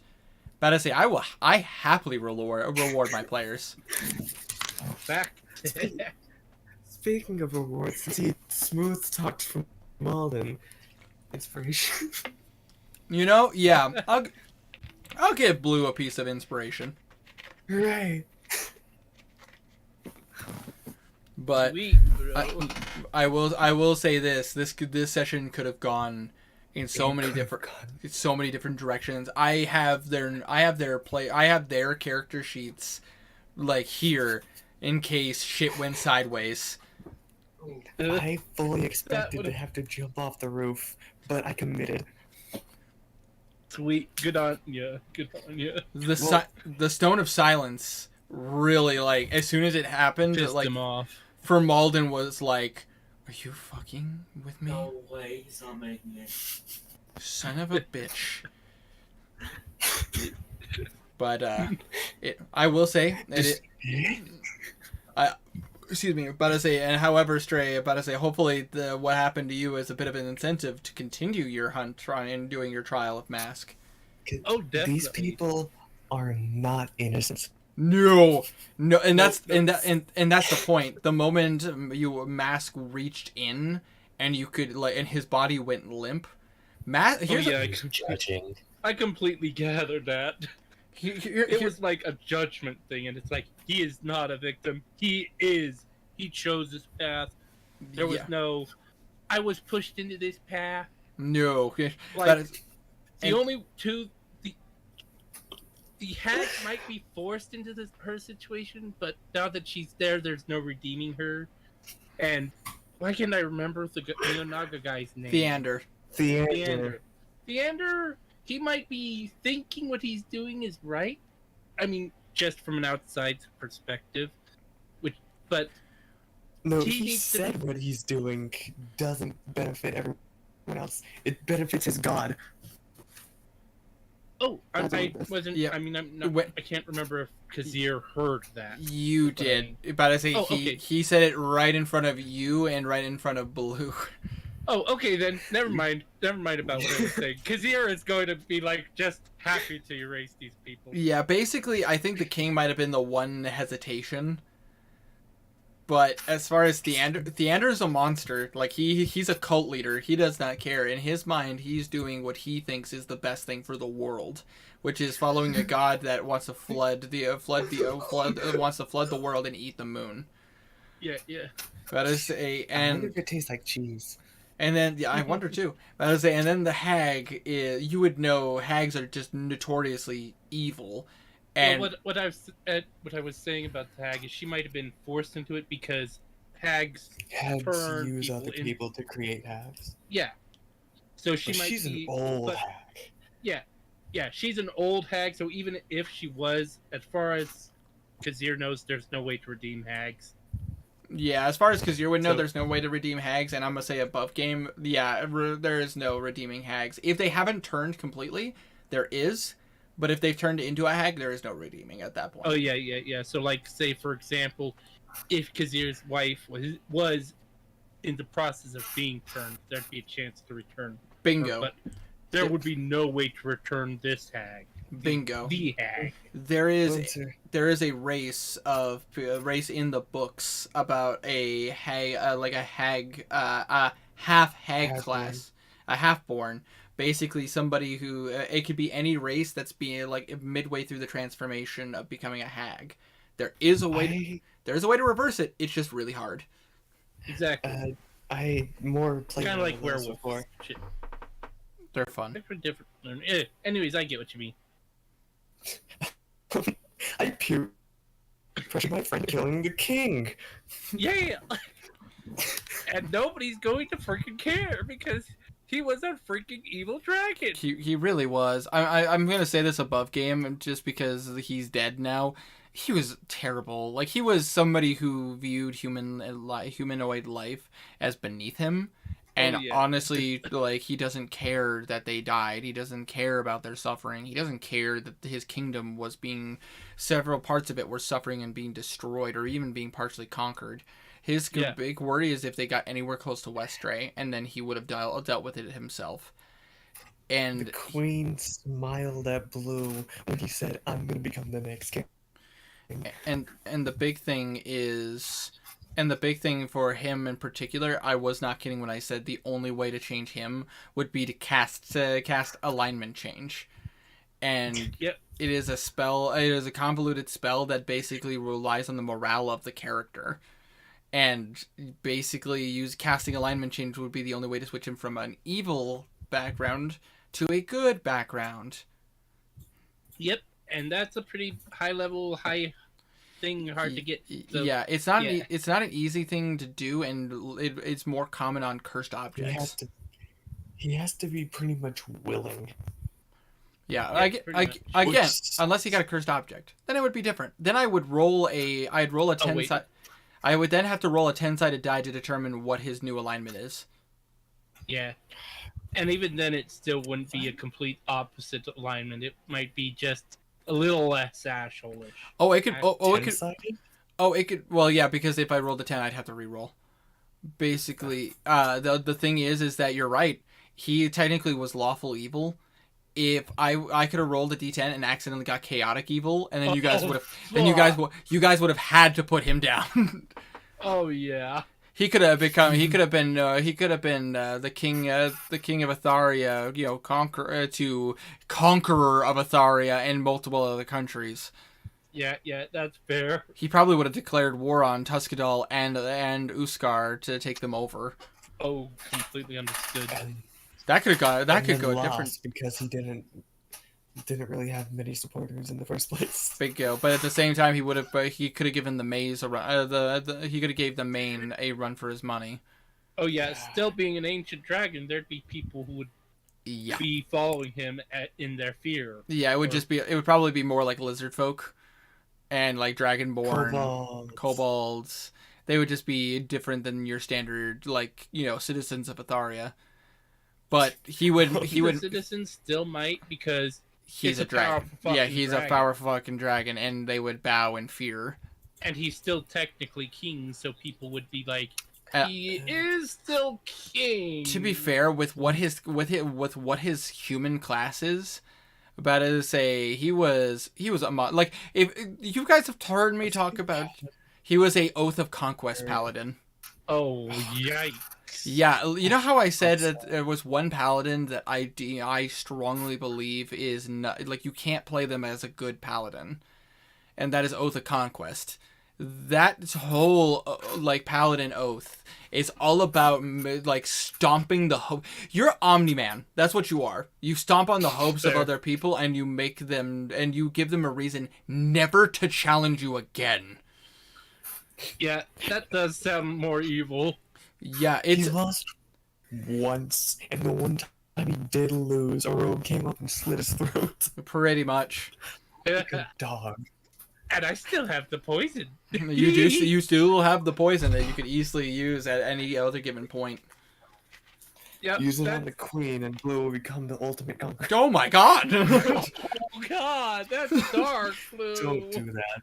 Don't do that. No. There would be a thought in Kazir's head to do that. The queen is a good person. The queen is a great person. He has a few people that he'll use that on. Either the hag or possibly Abyssal Lord. Hags are usually immune to poison. Oh yeah, that's true.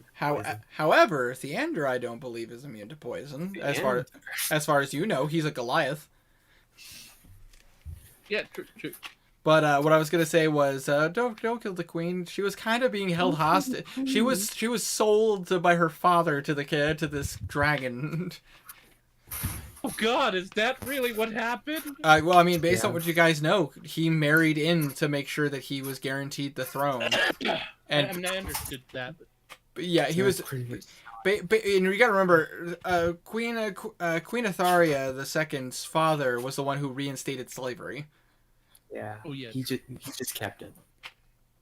And you notice you notice that Vector absolutely despised the king, and you would know that he despises Queen Atharia II's father, as he was the one who betrayed him in the first place. Oh yeah, understandable. Poisoned him, but we killed him. If only he wasn't pure evil, Kazir might actually like Vector. Well, you don't know if he's pure evil or not. Well, I mean, he's siding with the bad guys. True, but you don't know. We just killed the two people that messed with them, so not the one person messed with them. But you got to understand. You got to understand, at least from my perspective, from a player perspective, all of them are quote unquote evil, But you gotta ask the they have question: no were they evil to begin with, or did something lead them down these paths? The thing is, yeah. I think that's part of Kazir's moral dilemma is he sees kind of where Famalden's coming. I mean, not Famalden. Vector would be coming from. Yeah, where Vector's coming from, absolutely. Like he's essentially a paladin that got betrayed. Yeah, exactly. But I mean, Kazir's also like, dude, you're sacrificing the world because of what happened to you. True. Yeah. But once you become a revenant, you know. It happened to him. That means everyone must pay. Yeah. Good But point. but the thing is that then there's the examples of people who were evil before, like Garland. Yeah, Garland was evil from the start, practically. Yeah. Well, I mean, we don't really know his full backstory, but we know that he's a jackass for years. Yeah, he was a guy who wanted to kill you guys before he became joined up with the Broken Skull. Yep. Like he wanted to kill you guys in your sleep inside of a hotel. Oh yeah, I was blackout drunk, but woke up. Yeah, woke up to a knife in your chest. Oh no, wait, no, that was the other thing. The silence when we first met Symbol. I still remember Blue being drunk and rolling a natural 20 to in his perception check to know that. I forgot about that. That was amazing. I heard a yell. What's going on? But it is. That was the first time Blue nearly died. This is true. Same way as Sculpin also nearly died. Oh, I forgot about the fireball incident. Oh God! No, that was just being stabbed. The second time Blue nearly died was being exploded. That's what I meant. Yeah, poor Blue. Blue hasn't been really close to death in a while. You know, it's kind of surprising. He's enjoying it. Honestly, if Blue played his cards right, he could actually become like if he wanted to, he could probably be a paladin to the Raven Queen, with how close he is to death all the time.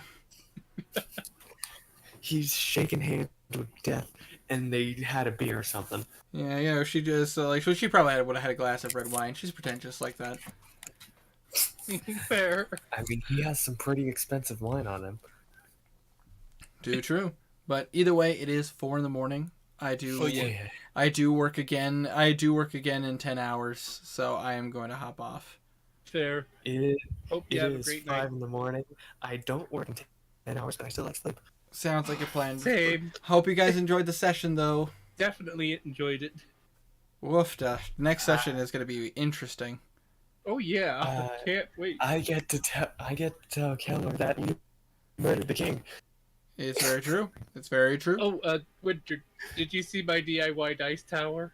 Your DIY dice tower? Hold on, let me check. Give me a sec. Scroll up a bit. Hold on. It's a Pringles can and a PVC pipe. I love it.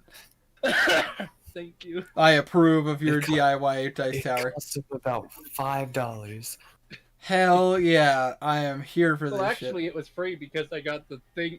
I already had all this junk from stupid projects. It costed you $2 to buy that can of Pringles. Yeah. But either way, guys, you guys get some sleep. I am also going to go get some sleep. Sounds good to me, bro. One sec. Oh. If Dispel Magic is an ability check, you can use Guidance and Bardic Inspiration on it. Yeah, which I feel like is kind of cheating. Like that. It's definitely cheating. Yeah, but I say it definitely is within the wording. But as the DM, I would be like, no. That's a D12 plus a D4. I would only allow it if I think that you could not hit it. You know what I mean? Yeah, that's fair. Like, yeah. And I would not. Spell. And I would not allow it with counterspell ever. Oh, definitely understandable. Okay. Good night. Good night. Night, guys. Bye-bye. Alright, and thank you guys so much for watching. I hope you guys did enjoy this stream. Hopefully I'll get to see you again in the next one. But I hope you all take care, stay healthy, and most importantly, I hope you all stay frosty.